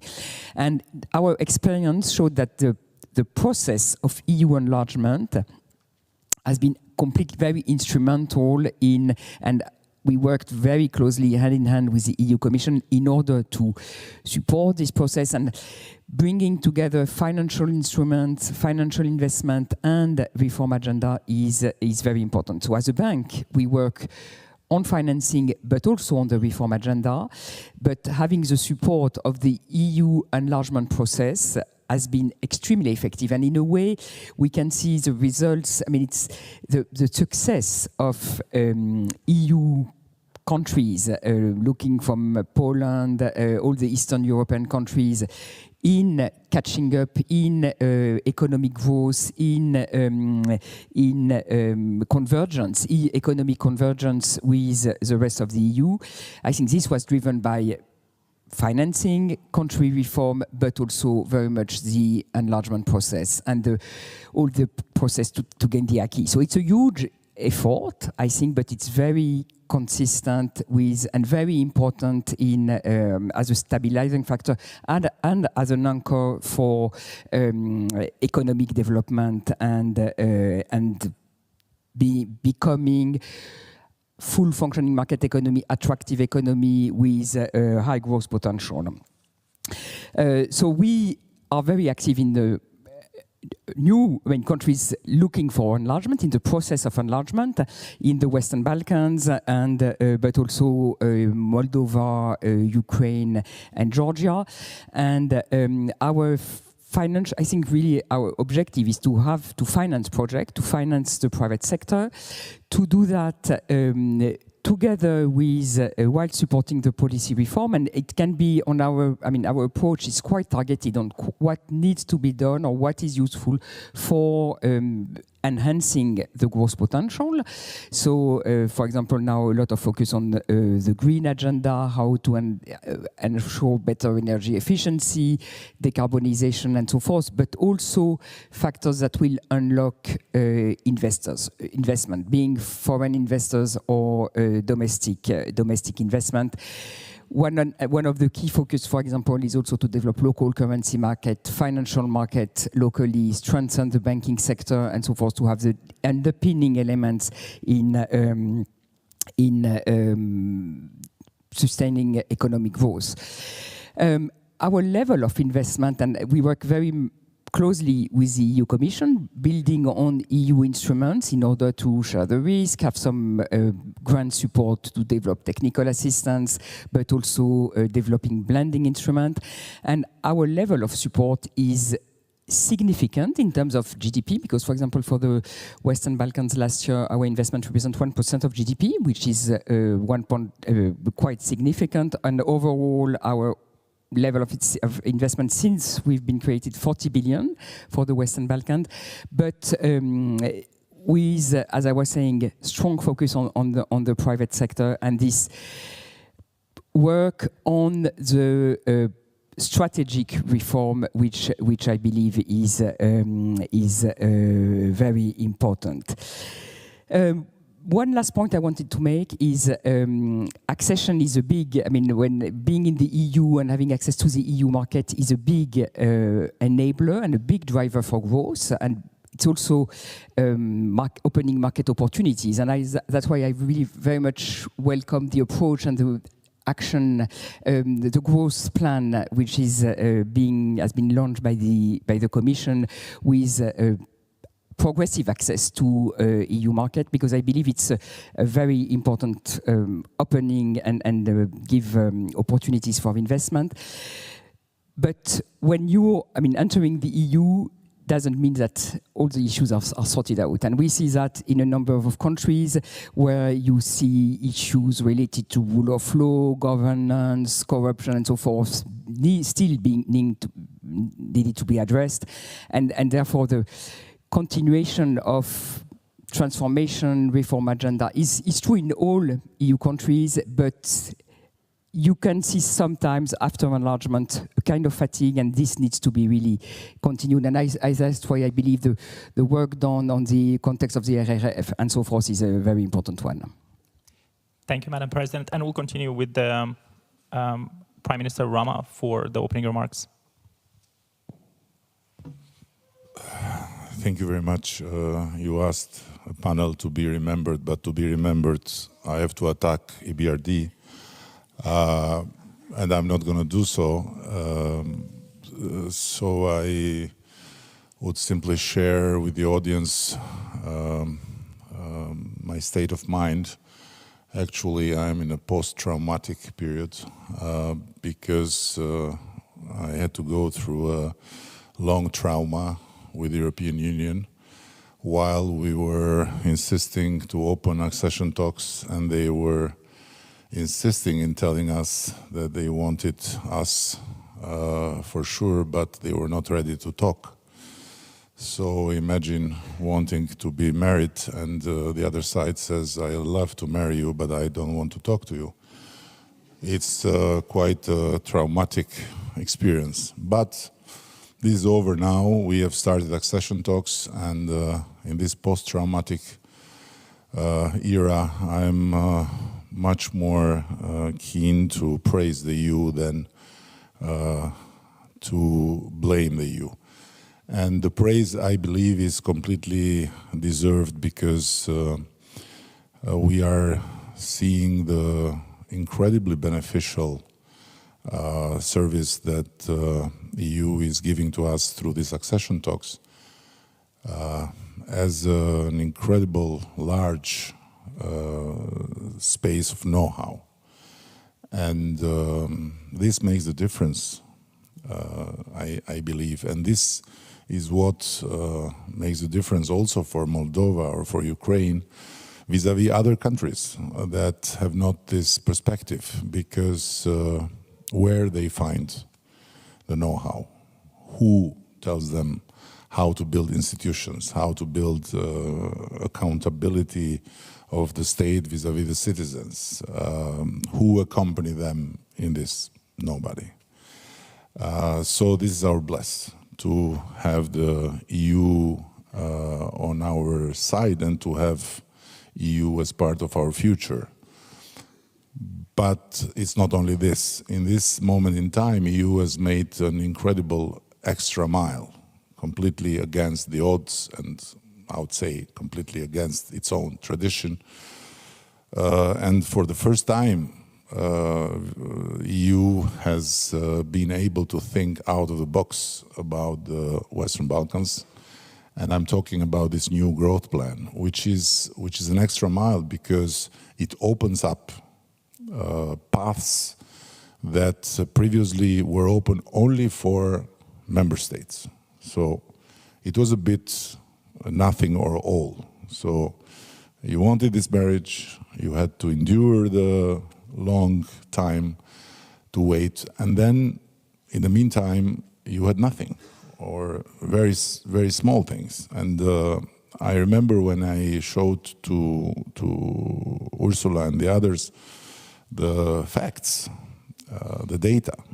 So the per capita contribution of the EU to its own members in our region is 4,300 and something per year. The per capita contribution of the EU in our region is 138 euros. So you can imagine then how the trends and the forecasts are when it comes to the convergence. And after the crisis, after especially the pandemic, this became even more dramatic because member states could use extra funds and incredible programs of support while we were totally in the dry. So the new growth plan is an incredible opening up for a different way to look at the future, both from the EU and from us. And last but not least, I believe that within the EBRD and the EIB, there is something very important that we need to use, which is not the money, but it's the knowledge. And I very much hope that we'll get more in this, in terms of the knowledge on scaling up finance for innovation, of catalytic instruments and so on, because this is where we lack a lot of capacities. And for sure, if technology would not have come into our lives, our future would have been absolutely a no-go. And all this data of giving us this and that would mean nothing. Compared, of course, not to just us, but to the rest of Europe. But technology is our bless. Maybe it's a curse for Germany because they have created such an incredible machine with papers that they have much more difficulty to turn in digital, being also German. But for us that have no big machines of bureaucracy to turn in something else is just a clean slate. So we can start and do incredible jumps through the technology.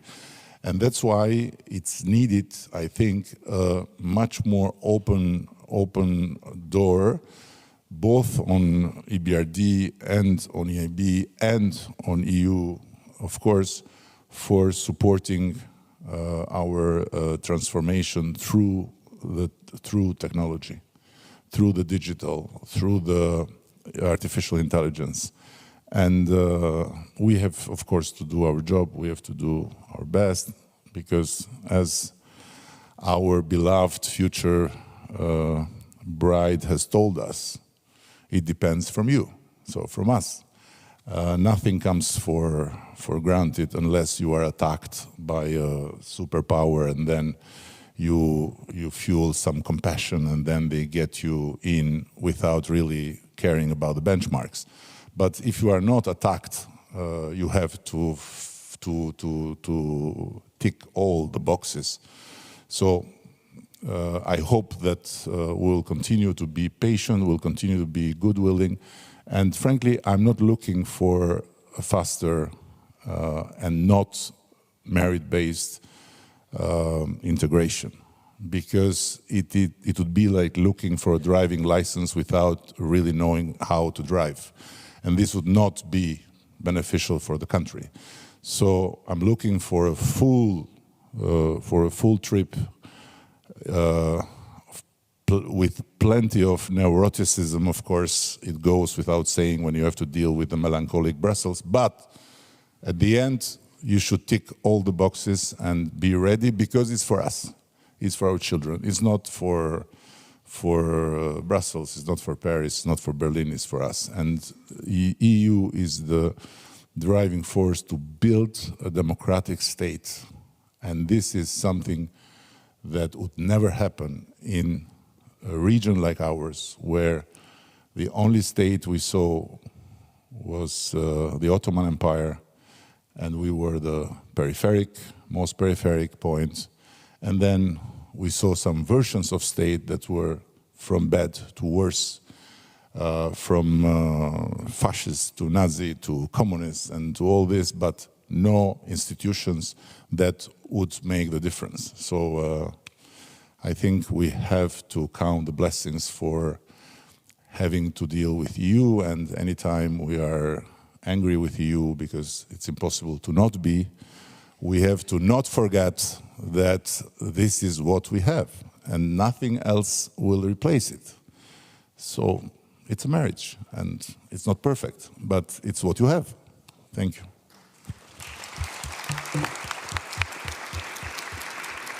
Thank you. Thank you, Prime Minister. Thank you for your colorful analogies. And if you allow me to build on a metaphor, we'll move from a country that is still in the process of getting married to a country that is successfully married for over 10 years now. So, Governor Vučić, the word to you. Thank you. I'm representing a country that was the last one to join the European Union and the last one to join the Eurozone. So we have the most recent experience of all countries. Although the one on the EU is already quite old, it's 11 years. And when I became a deputy chief negotiator in 2005, first thing I did was I said, let me go to 3 countries of the European Union, which went through the negotiations, and learn how it was there. So I decided, I don't know why, but I decided to go to Portugal, to Czech Republic, and to Romania. So 3 different waves. And I found out that the process of the accession has changed all the time. process of negotiations was much easier in the case of Portugal. I was asking, did you have to do this? Did you have, no, we didn't have to do it. It was just like, we would promise that we would do something and we would close the chapter. Then it was already more demanding in the case of Czech Republic, but still not very demanding. More demanding in the case of Romania. And then when we were starting the negotiations, suddenly the whole process changed because the so-called benchmarks were introduced. So we had to fulfill more than 100 closing benchmarks and even around 30 opening benchmarks to open the negotiations in some chapters. So the process becomes more and more demanding as we move. This is something that I've learned.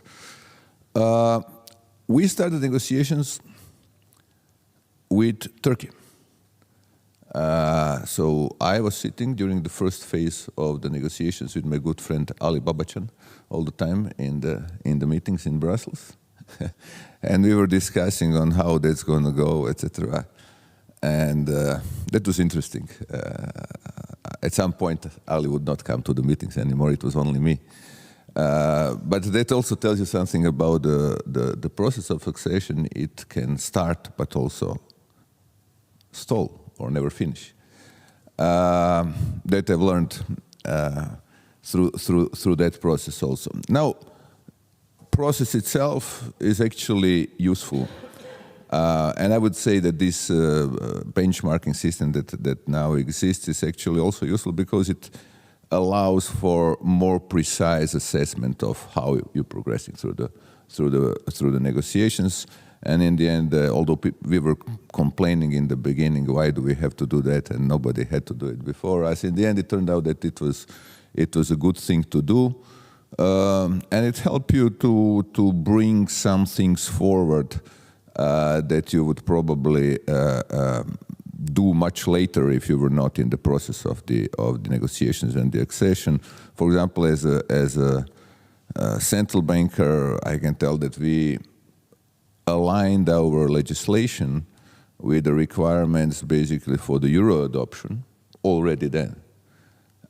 So we had a fully aligned legislation not only for the EU entry but also for the euro adoption before we even entered into the EU, which in terms of for example, central bank independence is something that we central bankers like to have.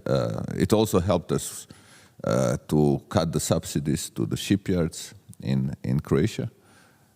Which we would have certainly not done if we were not in the process of the negotiations. And this is that one part of the acquis where accession into the EU really bites because it's the competition. The rest is very soft. And I often explain to students that people think if you get into the European Union, you transfer a lot of sovereignty to someone else in Brussels.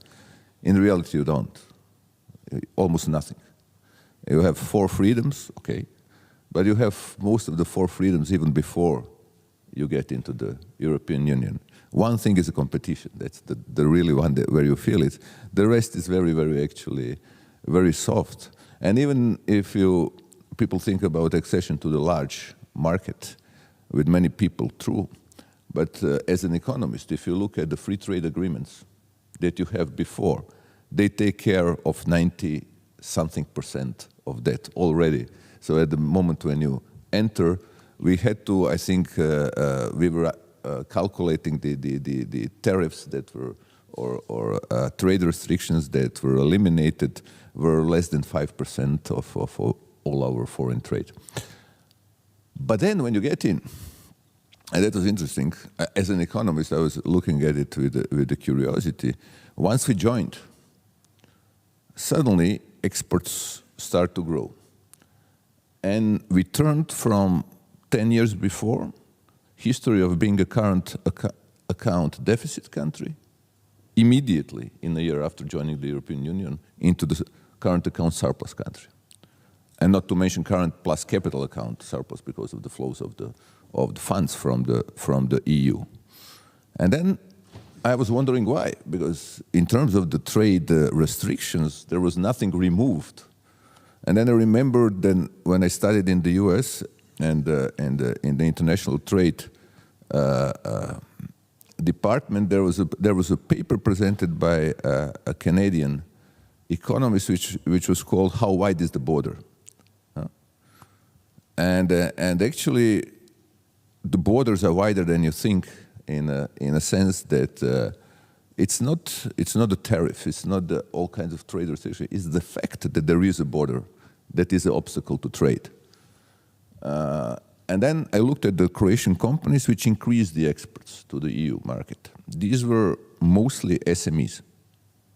Large companies, nothing happened in particular in the first 2 years.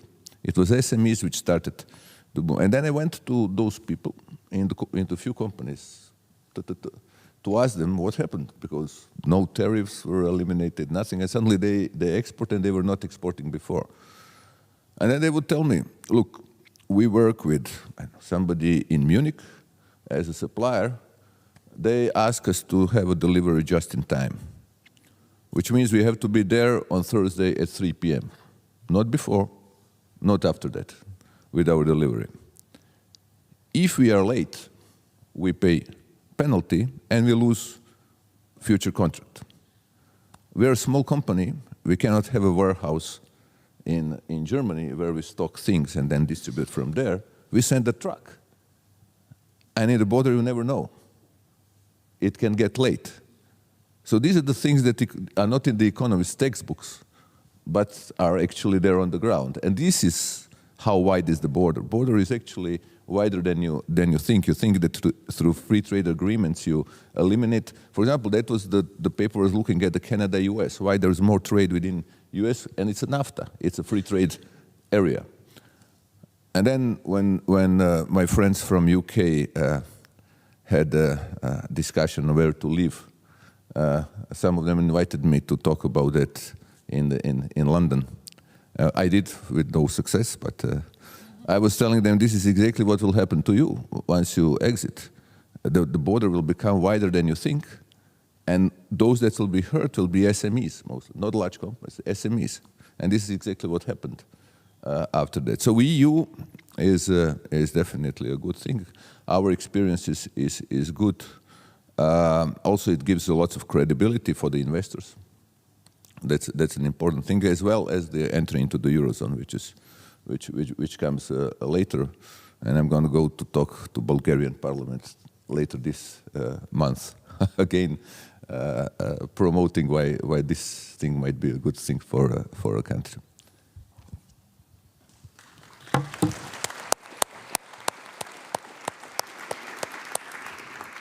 Thank you, Governor, and also thank you for your insightful commentary, also in these fascinating examples about the SMEs and the impact on exports. We'll gradually transition now to the European Commission side. So Director General Koopman, the word to you for your opening remarks.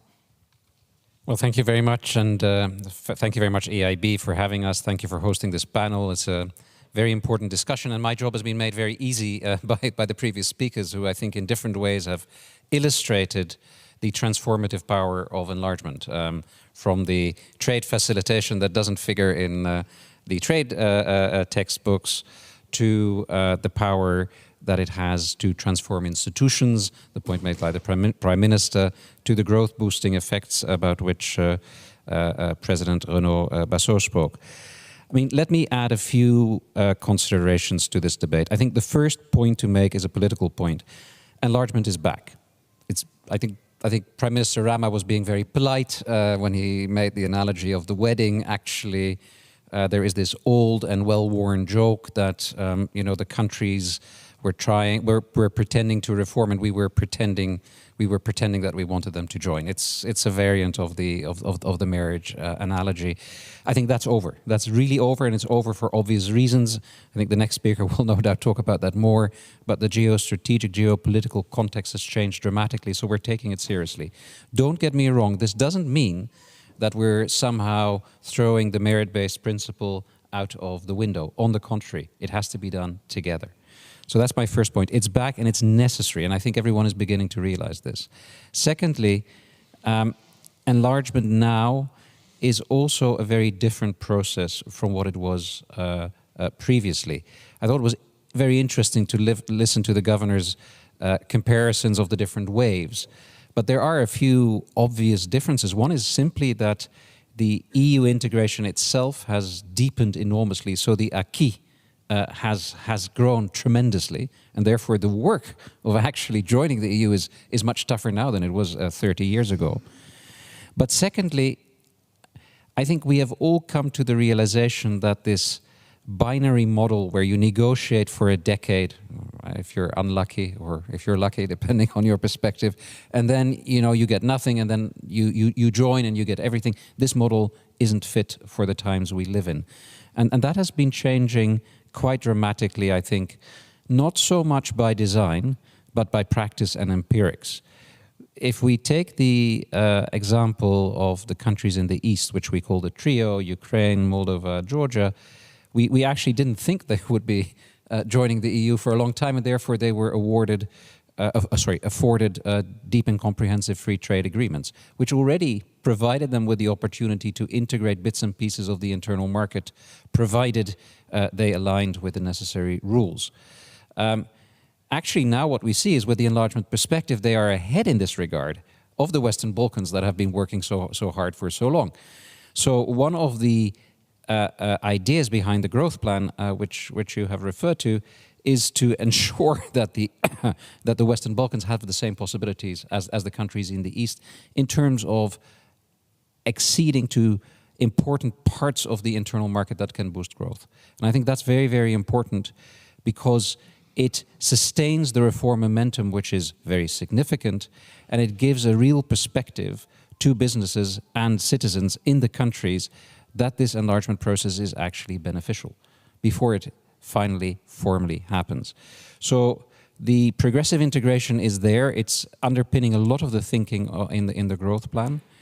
But the growth plan for the Western Balkans is also modeled on the idea of acceleration, to make the reforms a condition for payments, to make sure that these reforms happen faster than they have happened in the past, because we do not have the luxury of waiting too long. And the reforms themselves are also highly beneficial. And with these reforms come significant additional funding, which will be plowed back into investments to 50% of the envelopes. And there the role of the EIB and the EBRD is going to be absolutely critical to make sure that the money is well spent. Now, in the East, of course, we are looking at a very different situation, a country at war, where we fortunately managed last week to get the multi-annual financial framework agreed, which affords a significant increase in funding for Ukraine.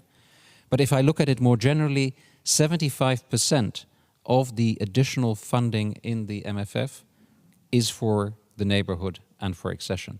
So the priority is very clearly expressed in the money. We always say that you need to put your money where your mouth is, and actually I think that is what the leaders have done. And then earlier this week, the legal framework, the Ukraine facility, was agreed, and now we're ready to move forward very rapidly to provide a 4-year perspective, an anchor for the economy to grow. Because what unites, I think, our thinking on the Western Balkans and the facility there and Ukraine is that both groups cannot advance to accession unless they grow much faster. And here I want to draw an analogy with the previous enlargement waves. If you look at the growth in Central and Eastern Europe in the first enlargement waves, you just see how transformative it was. Country like the Baltics grew 400% in 20 years. Trade between the then EU member states and the new member states in the East in the 2004 enlargement increased during the accession process by 300% in a decade. Those are numbers which change societies dramatically. And they come on the back of the reforms, the investments, and obviously also the changes in the way societies function. So that is what we need to replicate, I think, in our present generation of enlargement countries. That's very much the thinking the Commission is espousing, and we need that well before they actually join, because without that, these countries are put at the mercy of a very unstable world.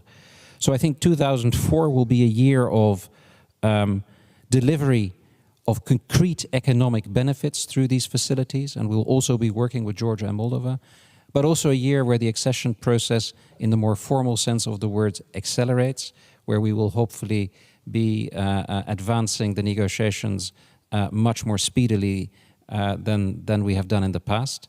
And the two go hand in hand, because at the end of the day, the accession process is similar to updating or rewriting the operating system of your economy, so the operating system of your computer, to put a new operating system in that is much more powerful and performing economically and societally than the system you have at this juncture. And that is really what unites the economic program that we're pushing and the accession process with the negotiations now moving ahead dramatically. I think if I can conclude with one observation, in the past we've seen periods where the accession process stalled, where enthusiasm waned, and that is a pitfall we simply cannot afford. We cannot afford this time around. This has to be a success. There really isn't a plan B, and that comes also with big challenges for ourselves, because obviously integrating a large number of new member states will mean that the union will change. So there are also reforms we will need to undertake, and we are focused on that. Therefore, I think, in conclusion, that the new institutional cycle that will start this year will be very much about enlargement and the countries around the union for geostrategic and geopolitical reasons, but also simply because the countries deserve it and will all be much better off if we succeeded. Thank you.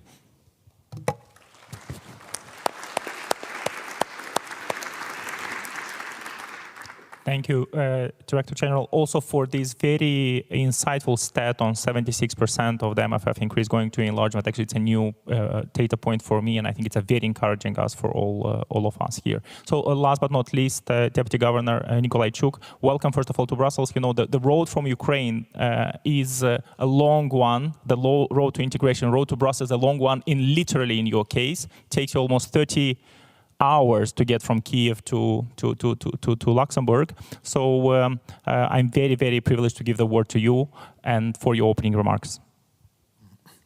First of all, thank you very much, organizers, for the invitation and the opportunity to talk about the accession negotiations in this panel. Of course, for being able to talk here about the enlargement, I also have to thank our armed forces who have been defending us for 714 days already in Russia's full-scale war, which is taking place on the territory of our country but affects the whole world. And of course, I also would like to thank our European partners who support us, first by providing the military, humanitarian and financial assistance, in particular the MFA in the amount of 18 billion euros last year, and this new package, Ukraine facility of 50 billion euros other 4 years, backed by European Council last week. Also, the enlarged support from IFIs such as the EIB and the EBRD has to be highlighted as well. And of course, secondly, through facilitating institutional reforms and integration into the EU.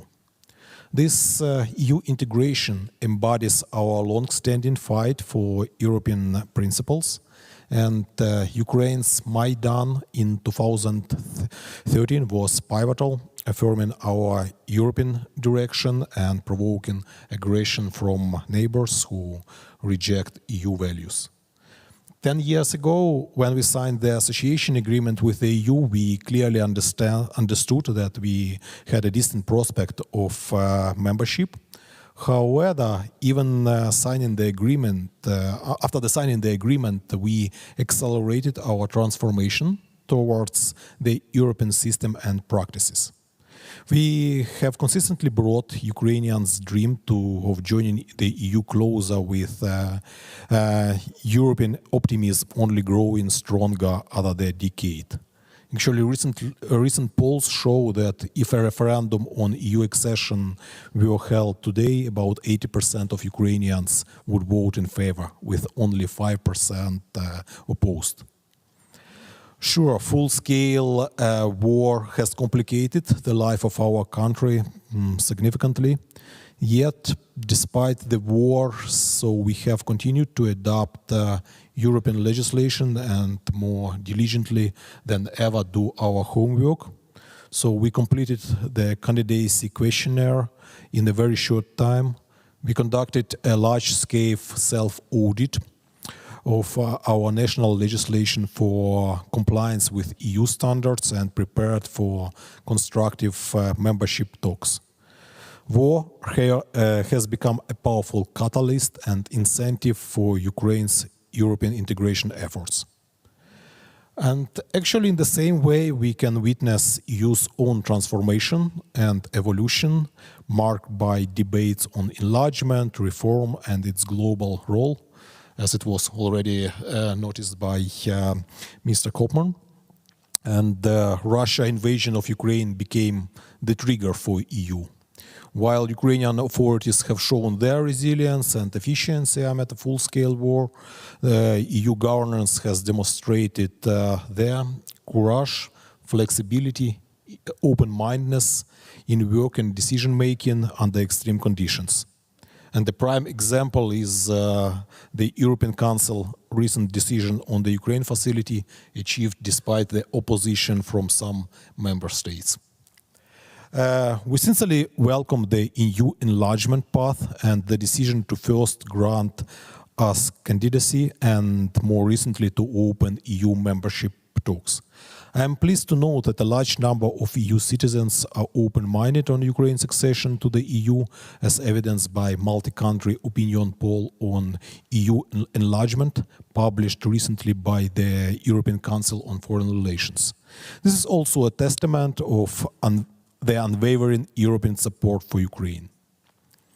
I am convinced that to the European community, Ukraine's accession is not only about expanding the borders and strengthening the EU's potential by increasing the total size of its human capital and other resources, or by opening new markets. It is also about reinforcing the potential of civil society through shared values currently upheld by Ukraine on the battlefield. Ukraine shares the EU strategic goals and has already made progress in many areas, despite ongoing warfare. We aim to become a successful country with an innovative economy, a liberal market, efficient public institutions, digital governance, a strong civil society and democratic tradition, a reliable and predictable contributor to security on the continent. So definitely we understand that for that we have to fill all our boxes. Moreover, we would like to repeat the success of our neighbors, of our predecessors from the Central and Eastern Europe, which have been the prominent drivers of economic growth in EU over the last 2 decades, which was already mentioned today. Of course, we are aware of all complexities of the European integration process. We know that accession negotiations can take years, but we hope that in this new wave of enlargement, it will be much faster than during the previous years for many other countries, and that both sides will do their best for that. For instance, 2 weeks ago, Mr. Koopman assured us that 1,000 experts from the European Commission will devote all their efforts to the screening of Ukrainian legislation. For our part, we are doing everything possible and impossible to achieve the goal of gaining EU membership under any circumstances. Achieving the results under any circumstances has become our motto over the past 2 years. Unfortunately, we have no alternatives.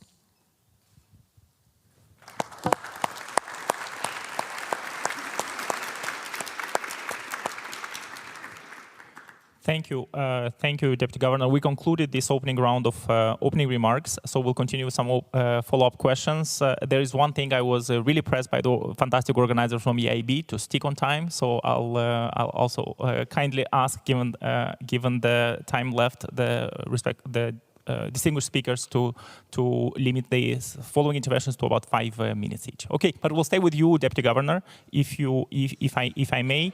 So your institution, the Ukrainian Central Bank, has done tremendously well throughout this crisis. So you dealt with some of the toughest challenges, and I think it will be a surprise to many people in this audience. Actually, Ukraine has a fully functioning banking system.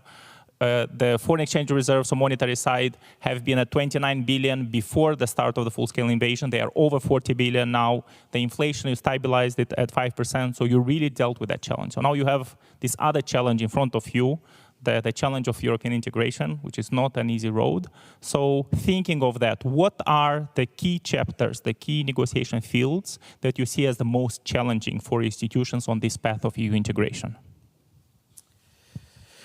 Yes, as I already noticed, so we already analyzed our legislation against EU standards, reviewing around 28,000 EU regulations, and determined for ourselves, the priority areas. And of course, also EU enlargement report also helped us to determine the priorities.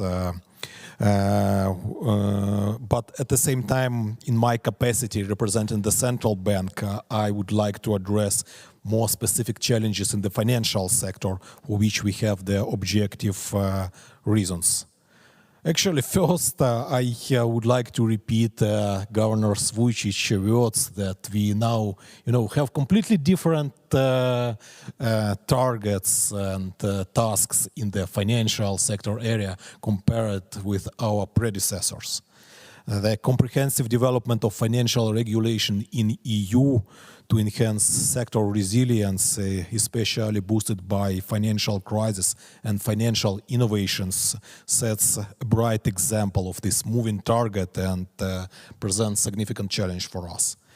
I may confirm that since the last enlargement wave, EU's financial law has been significantly modernized. Second, the war impacts our financial sector hard, necessitating tough actions to maintain macro-financial stability. For instance, we have been strongly relying on capital controls and some prudential relaxations since the beginning of the war, and definitely that complicates a lot our progress under the chapters free movement of capital and the financial services. But as conditions allow, we ease the restrictions in accordance with the FX liberalization roadmap developed together with the IMF assistance and bring our prudential regulations back to normal. Also, despite these wartime challenges, we are progressing in aligning the regulations, our regulations with the EU's standards, especially in the areas where we are not restrained by the wartime circumstances. I would like also to highlight that our efforts in financial reform aim beyond mere compliance, serving as a foundation for modernization and fortifying, strengthening our financial sector's resilience.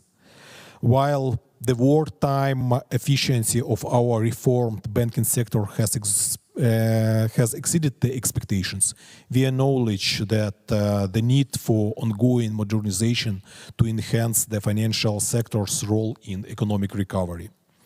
This is explicitly outlined in our updated last year financial strategy of Ukrainian financial sector development, with many measures focused on aligning our regulations with EU laws, particularly under the free movement of capital and financial services chapters.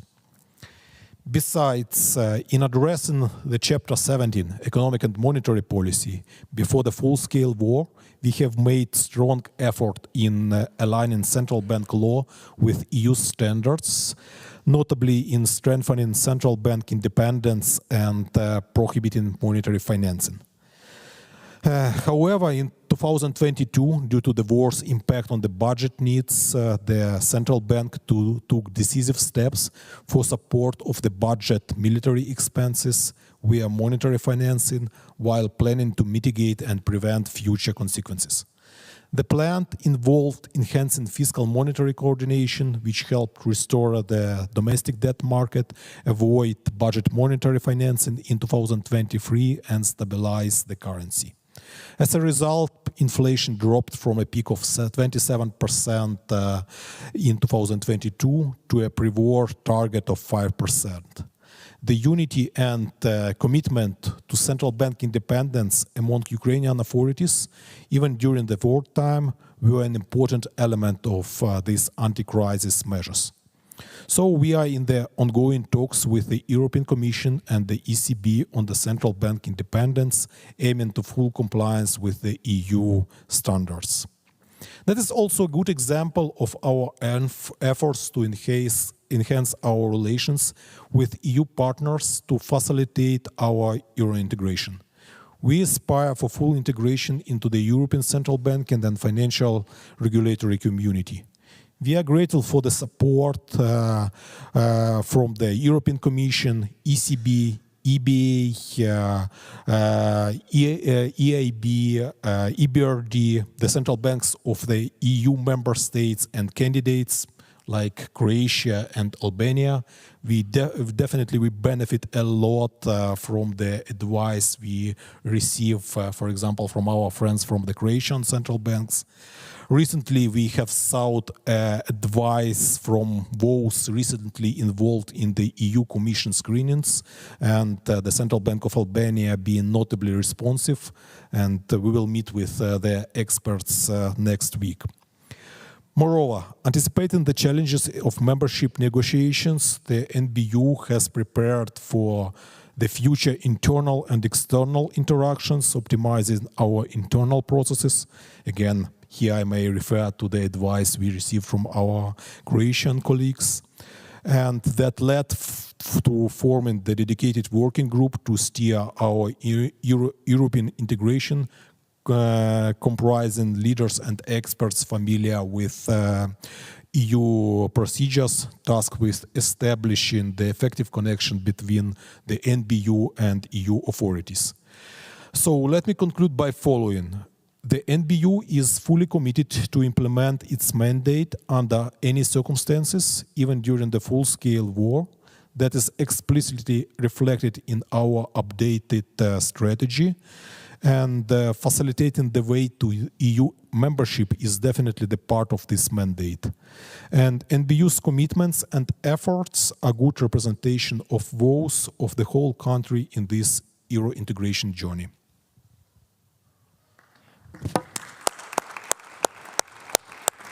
Thank you very much, Deputy Governor. And I know you're heading to Brussels from here, so all the best on your full agenda there. The work is already happening. Thank you. And I'll kindly pass the word to Governor Vujicic. You have a unique perspective. You've worked for European Commission, you've been Deputy Chief Negotiator, now you're the Governor of the National Bank. So tell us, what can be the role of the already successful countries in helping the aspiring ones? I think that we should obviously be engaged in helping countries who are now in the process of accession to do that as best as possible. As Sergei has said, we are helping as much as we can in terms of the technical assistance. Croatian National Bank has, I think, over the last 10 years established itself as a hub for the technical assistance in the region of the Western Balkans.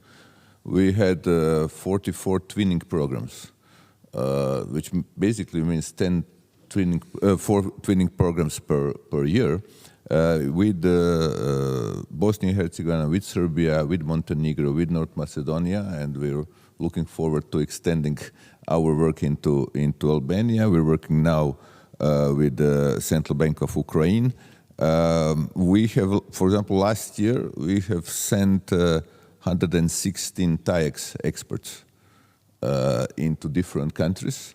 which brings us to a second country in the EU by number of experts that we send into for the technical assistance. And if you normalize by the size of the population, I think we're by far the first one.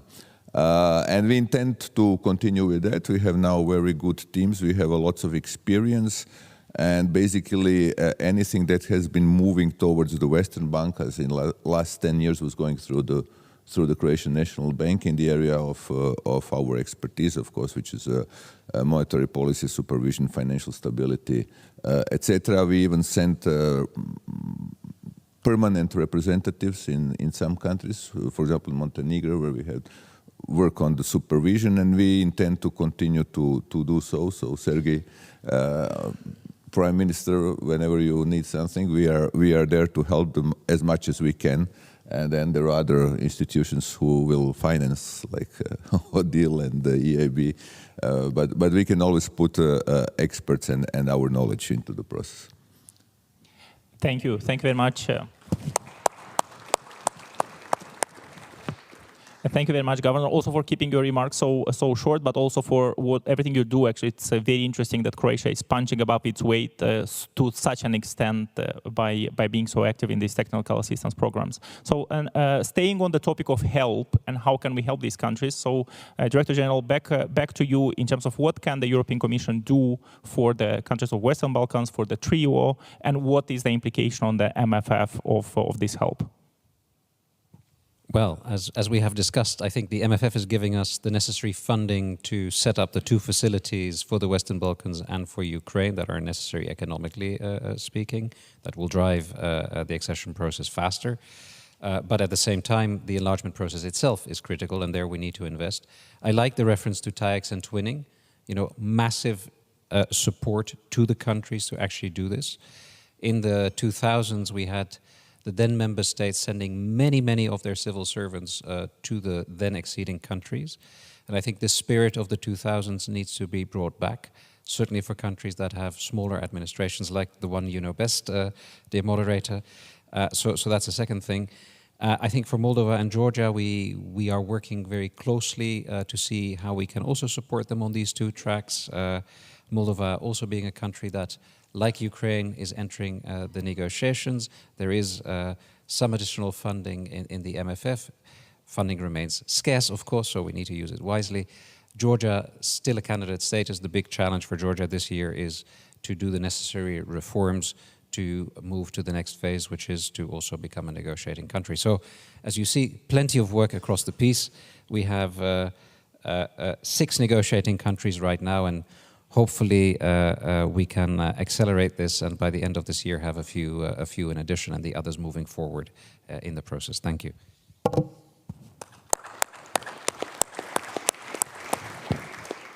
Thank you. Thank you very much. And now we'll go back to Prime Minister Rama. So look, knowing your colorful remarks, I cannot start without a football analogy. So Albania qualified early from their group to the Euro Cup, qualified as the first in the group actually. Also beat my native Moldova 2-0, which was a little bit painful, but it was a beautiful game.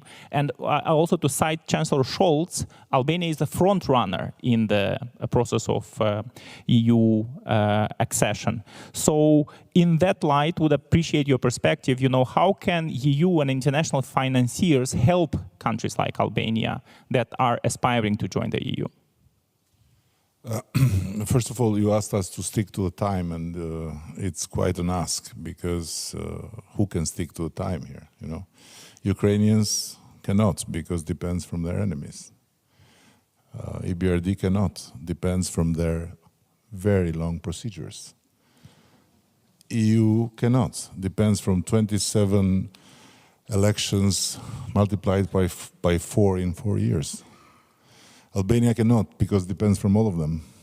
So, but I'll try to stick on time. And I just want to say first that I'm truly honored from the offer of the best European and global central banker. It's not me saying it, but the governor was awarded and I'm really honored by offer to help Albania, and I have to tell my Ukrainian friends, friend who was not happy with the Albanian Central Bank, that it makes two of us. So let's ask for the help of the governor to see how we can improve the stand of our central bank. And when it comes to football, listen, we understand what does it mean to be beaten because we have gone through it a lot. So I sympathize with you, and for once we won. But when it comes to the front runners and the front runner, I don't buy this, because for a long time I was told that Serbia was the front runner and Montenegro was the front runner, and now we are told Albania is the front runner. So we are all running and the front is changing. But you never know who will be the first to arrive, because it's not a road that you know where it ends, you know. It's a road that ends when and where you decide. So it's like entering a marathon and you are told it's 52 kilometers, but at the end it's not 52 kilometers. It may be 100, 150, 1,000. The important, because the finish, you know, you run towards the finish and the finish is taken away from you because they have to make their mind, and it's not one mind, it's 27. So it doesn't matter. We will make our run, and will not lose our patience. Even in some years will not be the front runners, but maybe, I don't know, Bosnia will be the front runner. Who knows? Moldova, who knows? So doesn't matter. As I said, I strongly believe that this is a great exercise for us, and not for EU, for us. And more we are in this run, more we learn, more we adopt, more we understand how the world works, and more we will be able to build institutions. What makes Croatian Central Bank a stunning example is that it's an institution, and it's an institution that now has so much power and has so much to share with the others. So this is where we should aim to go in all the range of our institutions, and this is a very, very difficult exercise, because you're never taught to think about institutions. We're always taught to think about persons, about the will of forces that were bringing us in different directions, but never in the direction we wanted. And for the first time, we have made this choice. We want to be part of the European Union, and this is a choice that we will. And I'll conclude by taking from the governor memory of Ali Babacan and his start with Turkey, because it brought to my mind an opinion about what makes the difference between a pro-enlargement optimist and a pro-enlargement pessimist. Because in Albania we're all Euro-optimists. This is out of discussion. And so the division is between who is more optimistic about enlargement that will happen in one day, and who is more pessimistic. So the pro-enlargement optimists, they say Turkey will enter EU when Albania will have the presidency. And the pessimists say Albania will enter EU when Turkey will have the presidency. So I don't know, maybe, I don't know. But it doesn't matter. You know, we feel, you know, we are not EU, but we are E without you. So being European, nobody takes it from us, and nobody can change it, because we are just in the middle. And even the word enlargement is a bit, I think, misplaced, because you have something in your stomach, and you have simply to make it work together with your body. And you don't enlarge, you simply integrate, you simply unify. And it's not a good idea to keep something in your stomach that is not integrated with your body, because one day it can blow your whole body. So finally it was understood, and it's very sad that it was understood because Russia has had to give the contribution to make the people in the EU understand. So they could understand it without Putin helping them by bombing Ukraine. But whatever, now it's understood that the Western Balkan is for EU as important as EU is for the Western Balkan. Not for the same reasons, but first and foremost for the main reason of unity and security and a future where this part of the stomach will not be taken hostage by malicious tumors. And there are many that can happen if the full integration will not happen. So not looking for an obese Europe by enlarging, but looking for a more fit Europe by integrating. Thank you.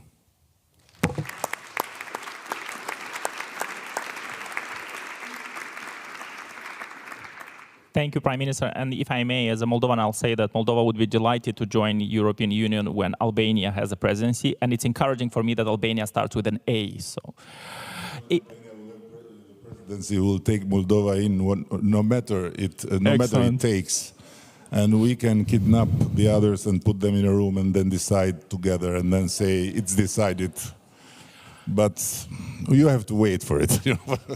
Okay, and by the way, we're doing not too bad on time, I have to say. So, Madam President, don't feel the pressure. We're fine on time. And if I may say a few words about your personal role. So, thank you for your personal leadership and championship over your organization. I lost count of the number of times you've traveled to Kiev, to Ukraine. You've seen things on the ground, not from only from the London office, and you've deployed more than 3 billion, if I have it right, over the last 2 years since the full-scale invasion. So you've achieved tremendous impact. And EBRD has been crucial for the prior enlargement wave in the 2000s, and EBRD is crucial again. In that light, maybe you can tell us what does it entail for EBRD and what is the role of EBRD in this next enlargement process for the neighboring countries?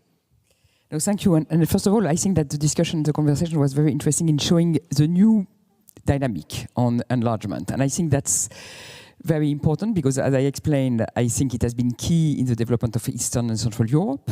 Of course, we played a role, but I think the EU accession has really been a key driver. And when we see now this new window of opportunity, very much related to geopolitical perspective, which has completely changed, I think, the perspective on enlargement, I think we need to work all together to make it to become a reality and avoiding being, further slippages and fatigue. And so the speediness of implementation and the determination in the implementation will be very important. And I think that this is, from our perspective as investors, it's completely having the perspective of the EU accession being a reality and not only a long-term perspective, a natural evolution that nobody knows when it will come, is very important to put the countries on the map, to create confidence from interest from international investors that, okay, we invest there, it will be part of the EU internal market. And what has been said about the frontiers and the barriers it creates is absolutely true. So being part of the EU creates a different perspective of whether you invest in Albania, in Ukraine, in Slovakia or elsewhere. So that giving reality to that, and when we talk to international investors, it's a huge difference. So that's one element. The other element is what we need to do is also to prepare the private sector of these countries to be ready to get the benefits of the internal market and benefits to access this huge EU market, which creates a lot of opportunity. And that's where digitalization and new technologies will create new opportunities in a context where countries in, for example, Western Balkans have huge demographic challenge. So I think that's where we see this new perspective and so forth beyond the transformation reform agenda and so forth is also a change of perspective on how we see the economies and creating economic opportunities. Of course, it's a daunting task, and what has been said about the acquis and so forth, it's a huge effort. It's when you see the package of regulations that have to be taken on board and so forth. So that's where also we can provide support. We are very much supporting Ukraine with Ukraine reform architecture, which is not financing investments, but gathering donor support and funding in order to finance expertise and we do that the same in Moldova, enhance administrative capacity to undertake these huge efforts of enlargement, regulatory changes, and so forth, and so forth. And this is one important dimension I think that we need to be focused on, because it's essential for the pace of the process, and it's also essential for the credibility of the process. Because one of the risks with all the procedures, you have the right regulation and so forth, but nothing is implemented. So if really to change the institute, to enhance the institutional setting, and that Edirama was talking about, you need to not only have the law, but implement them in the right manner, and so that's part of where we can also help. So I will, I think that we are, the change of perspective on enlargement and the stronger determination and clearer perspective is absolutely key in the way, both the new candidate and the existing candidate can transform and evolve. Consistency in the trajectory will be important. It's a huge effort, a huge responsibility on the EU and the member states in order to be able to deliver what they are committing to do. It's also a huge effort on the countries because, of the reform agenda that goes together with the transformation. But as EBRD, at our level, I think we will do everything we can to finance. We try to accelerate our procedures. Sometimes we have standards to respect, which is fine. But I think that, both in terms of investment and policy reform, we will play our role. We have a lot of people in the ground knowing very well the countries and being really able to contribute to this agenda.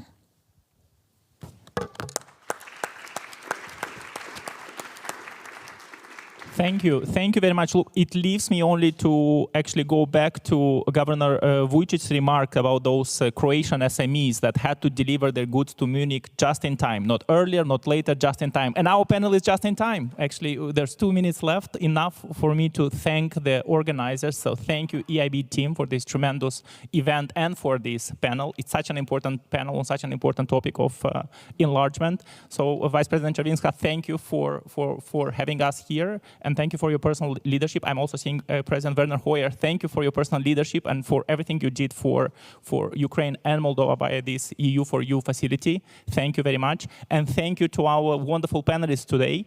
I think for a panel at noon, which is the toughest panel, everybody will agree, for a panel at noon, that was a very insightful, very high energy, and very optimistic panel.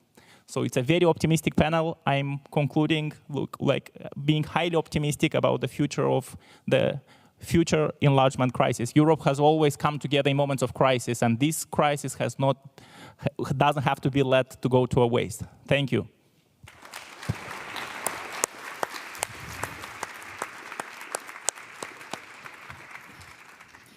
Yeah, thank you, Vasil. Thank you, dear panelists. And you set out to be bold and insightful, and I think this panel will definitely be remembered. Thank you. Thank you. Yes, and as you know, the EU elections are coming up. The European citizens will now vote a new European Parliament. Yes. Because I will have announced something that will be shown here on the screen. So it would be wonderful if you would leave the stage. It would be wonderful. Thank you. Thank you.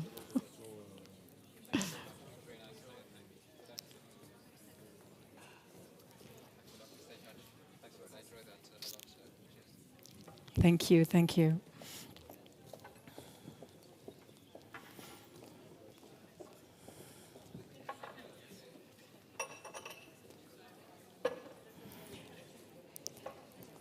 Yeah, ladies and gentlemen, you all know that the European elections are coming up, and we are absolutely delighted that Ms. Roberta Metsola, the President of the European Parliament, accepted to share a video message with us while chairing the plenary session in Strasbourg. And here is her video, so have a look. Ladies and gentlemen, we are reaching the end of this two-day EIB Group Forum 2024. Against the backdrop of the aftermath of a pandemic, geopolitical shifts and an ongoing climate emergency, the European Union and its institutions have had to navigate a pathway through change. Russia's illegal invasion of Ukraine, an energy crisis, and a cost of living crisis have sought to offset our course. But I am proud that as a union, we have stepped up. The European Parliament and the European Investment Bank are building on their long-established practice of cooperation and dialogue to advance shared objectives and EU policies. Fundamentally, we are staying true to EU values that seek to make the lives of Europeans safer, more equal, and more prosperous. We are discussing real concerns: how to maintain European competitiveness in a polarized global context, how to build a just, green and resilient future, how to boost innovation in European manufacturing in the context of tense global economic relations, all while staying true to our cohesion policy and safeguarding our energy security. And we must still be prepared for further change. We need to stay on a stable path for sustainable long-term growth. This is about our citizens feeling that they can afford a decent life, about not leaving anybody behind. And here, as policymakers, we need to take the right decisions to reassure our citizens and provide predictability to industry and SMEs. The digital and twin transition that is at the heart of our policies has the potential to put the EU in a position of global leader if we invest quickly and decisively, if we are able to reach the right balance our people ask of us. The European Investment Bank is essential in supporting EU competitiveness, the EU's transition to a sustainable digital future, as well as the EU's financial aid to Ukraine. In all our decisions, the EIB is the pillar of the European Union's action plan and a solid partner for the European Parliament. This year, of course, is a year of elections. Between the 6th and 9th of June 2024, all 27 European Union member states will elect the 720 members of the European Parliament that will steer European policy over the next 5 years. The European Parliament is already rolling out an EU-wide campaign to encourage EU citizens to vote. The European Union has stepped up, but I am confident that we can still do more if we continue to act together, if we continue to take part in Europe, to vote, to not take Europe for granted. Thank you.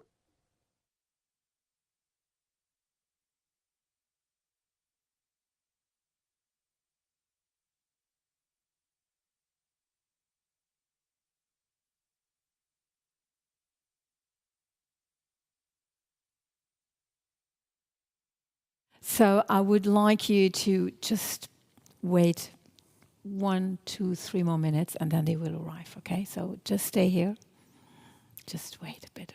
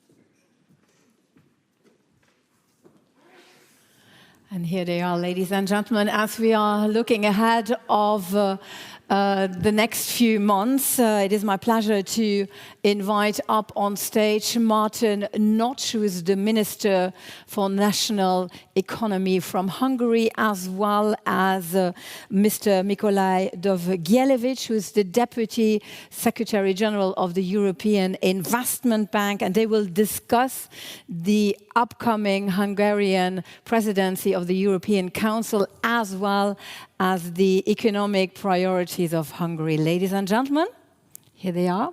The floor is yours. Thank you. Minister Notch, it's a great pleasure to have you here at the forum. It is the final act, so we are the last barrier that is standing between the physical participants and the lunch. But online, of course, there's quite a number of people watching us online. Great pleasure to have you here. Very important year for Europe. Hungary will follow Belgium as the EU presidency in the second half of this year. Of course, at the time when the new institutions will be shaped for the new legislative term in Brussels. I wanted to ask you how you see the key issue of competitiveness, of how to enhance investment ecosystem in Europe, in the European Union. So much has been said in this forum about this, and how do you see this in the context of the upcoming presidency?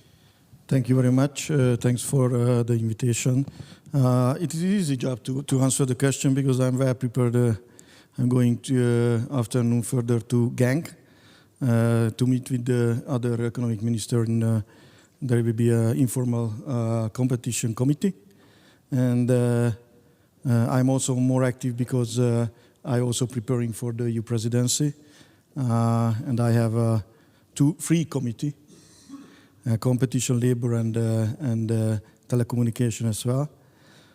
So therefore, I have to prepare for myself that what is the most important for EU and also, I mean, Hungary as well.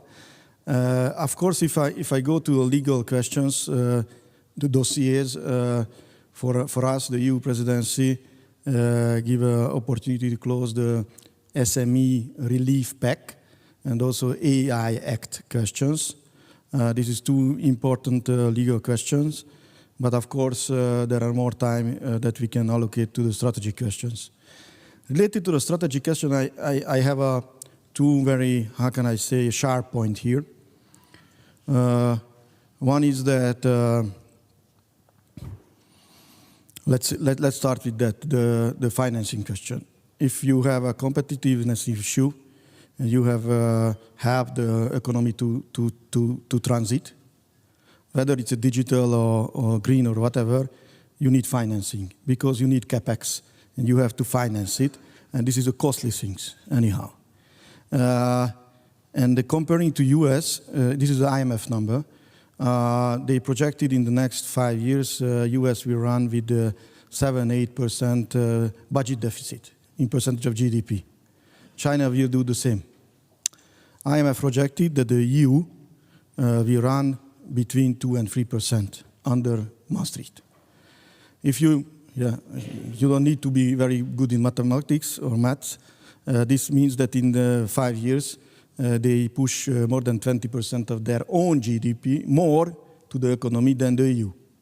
So the first question is that why we need to go back to the Maastricht and this economic governance scheme, what the financial minister approved. I take a very big question mark behind. A very, very big question mark. Financial ministers is not an economic ministers and not the prime ministers. And for me, it's very, very difficult to understand that why it's so simple. Go back to these new economic governance questions. Okay, and if Europe can be flexible during COVID, for example. I hope there was a lot of flexibility, and even the level of state aid. This is a very, very bad memory of the eurozone debt crisis. That everybody go back to this one, and if we have new challenges, then we have to be very flexible to react on it. So if we assume that we have less money from budgetary sources, so limited budgetary questions, which is, again, it's not a good news. then we need to see another kind of source of funding. Here, the development banks has a, let's say, major role. Also, banking sector has a major role. The capital market has a very important role. And last but not least, I raised the option of the central banks questions. Because if we go back to the price stability questions, and there is no need for further CDN, then the central bank can also have for this transition. This is also go to very far again, but again, if the budgetary resources are limited, then this is the only way. The second question is a kind of focus problem. Everybody knows that we are speaking about double transition, digital and green. But why we are not speaking about new economy versus old economy? If you see the US or the Chinese type of stated programs, they differentiate between the new economy and the old economy. New economy is the EV, battery, AI, telecommunication, and so on. They're not speaking about green and digital. They're speaking about new economic sectors, so differentiate economic sectors, and not about, let's say again, green or digital question. So I just raised the question, why not we are going to say that we are introducing a stated focus on the new economic sectors. But we talk about the Green Deal because it's we try to replicate the US from 1930s. It was also a deal, so it's not just about having a green, but also having a deal. I think there is certain communication sense in this. Oh, okay. But last but not least, I mean, just simple things that they have the ERA, which is a very clever program. I can say to everybody that US is very clever to use this ERA. China is doing also very well. European Union is a little bit lag behind, so should be a little bit better prepared. And we are discussing about whether we copy all the stated question that the US has, or let's say try to diplomatic way to speak about. And now there is a new presidential election. Maybe Trump come back, and the Trump is also. I mean, the thinking of Trump is that decrease the trade surplus of the European Union toward the US. Imposing from the US side duty and so on. So this is also, how can I say, a big danger, how the EU react on the US, not provocation, but let's say strategic, new strategic direction in the economic policy making. Indeed, probably the most important elections this year in the world. Yes. Yes, but just a little bit that Trump has the same way than Biden's doing. They're doing the same. Trump is using duties, Biden using state aid questions. Why state aid? Because state aid is a gray zone in the WTO. And the duties is a big question mark, so the WTO. So it is just a legal fine-tuning. In that sense, the result is the same. Okay, now let me, because our time is running out, I just wanted to ask you something quite specific. Hungary has become a sort of electric vehicle hub in Europe. I mean, maybe you could briefly describe what you think are the key elements in creating such a hub, and also if this could be potentially applied in other sectors of this, what you call the new economy or the green economy. I mean, for us, it's very important, the EV question. It is not just a connectivity between West and East type of FDI or capital. This is connecting the German automakers with the Chinese battery makers. So just let's imagine in Debrecen, it's a second biggest town in Hungary, that you have the second biggest BMW factory after Germany in the world. And next, there is a CATL factory, and there is a window which is open up and then just pushing the battery to the BMW. This is the supply chain, which is never disrupted, just pushing out. So this is the best way how can they do it. It is not just about battery, this is EV ecosystem. producing EV cars like the BYD. It's a full range. But if you go to Audi, it's electric motors, then battery. And of course, if you have an electric car, there is need a solar panel. We are also planning to produce solar panels. If you have solar panels, then okay, let's go into produce modules that you can produce all of the ecosystem of the EV car or e-mobility in a country. Hungary is the biggest solar fund in European Union after Scandinavian countries. It's a bigger one. So so 20% of the house has now solar panel on the roof. 20%. Never imagine how Hungary is looking now. 50% will be the electricity come for nuclear, 50 is for solar. I think Hungary will transit to the mobility to e-mobility very, very fast. The question is that we can find the same ecosystem in the next level. Let's say high-tech questions, also military question, very important military industry, which is a very controversial about the financing for banking sector, but it's a very high-tech industry, and of course we need it, that every money and a lot of money is going to now military industry financing. So this is also a question, or logistic questions, high-tech logistic questions. It's all very important. I think the next is that how Hungary will find a new era of technological ecosystem. I think EV will okay. The next will be military. We have Rheinmetall, for example, big German companies with joint venture, logistic, and then we see that what will next. Thank you very much. Very interesting.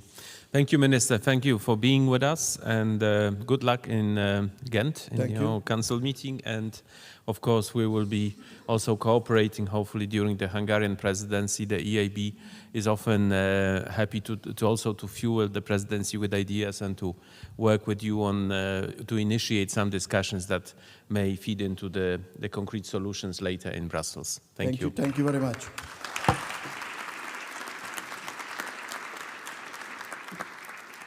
Thank you very much for this final conversation. Ladies and gentlemen, we are at the end of 2 inspiring, insightful days. And you will all receive via email a survey. Please take a few minutes just to answer the questions. This will allow us to improve the next edition of this forum. A very special thank you to all the moderators, the speakers, and of course to you. You were a wonderful audience here in Luxembourg, but also online. Thank you for having been with us these last 2 days. And you are now invited to a closing networking lunch, and we hope to see you again next year. Enjoy the rest of your day. Thank you.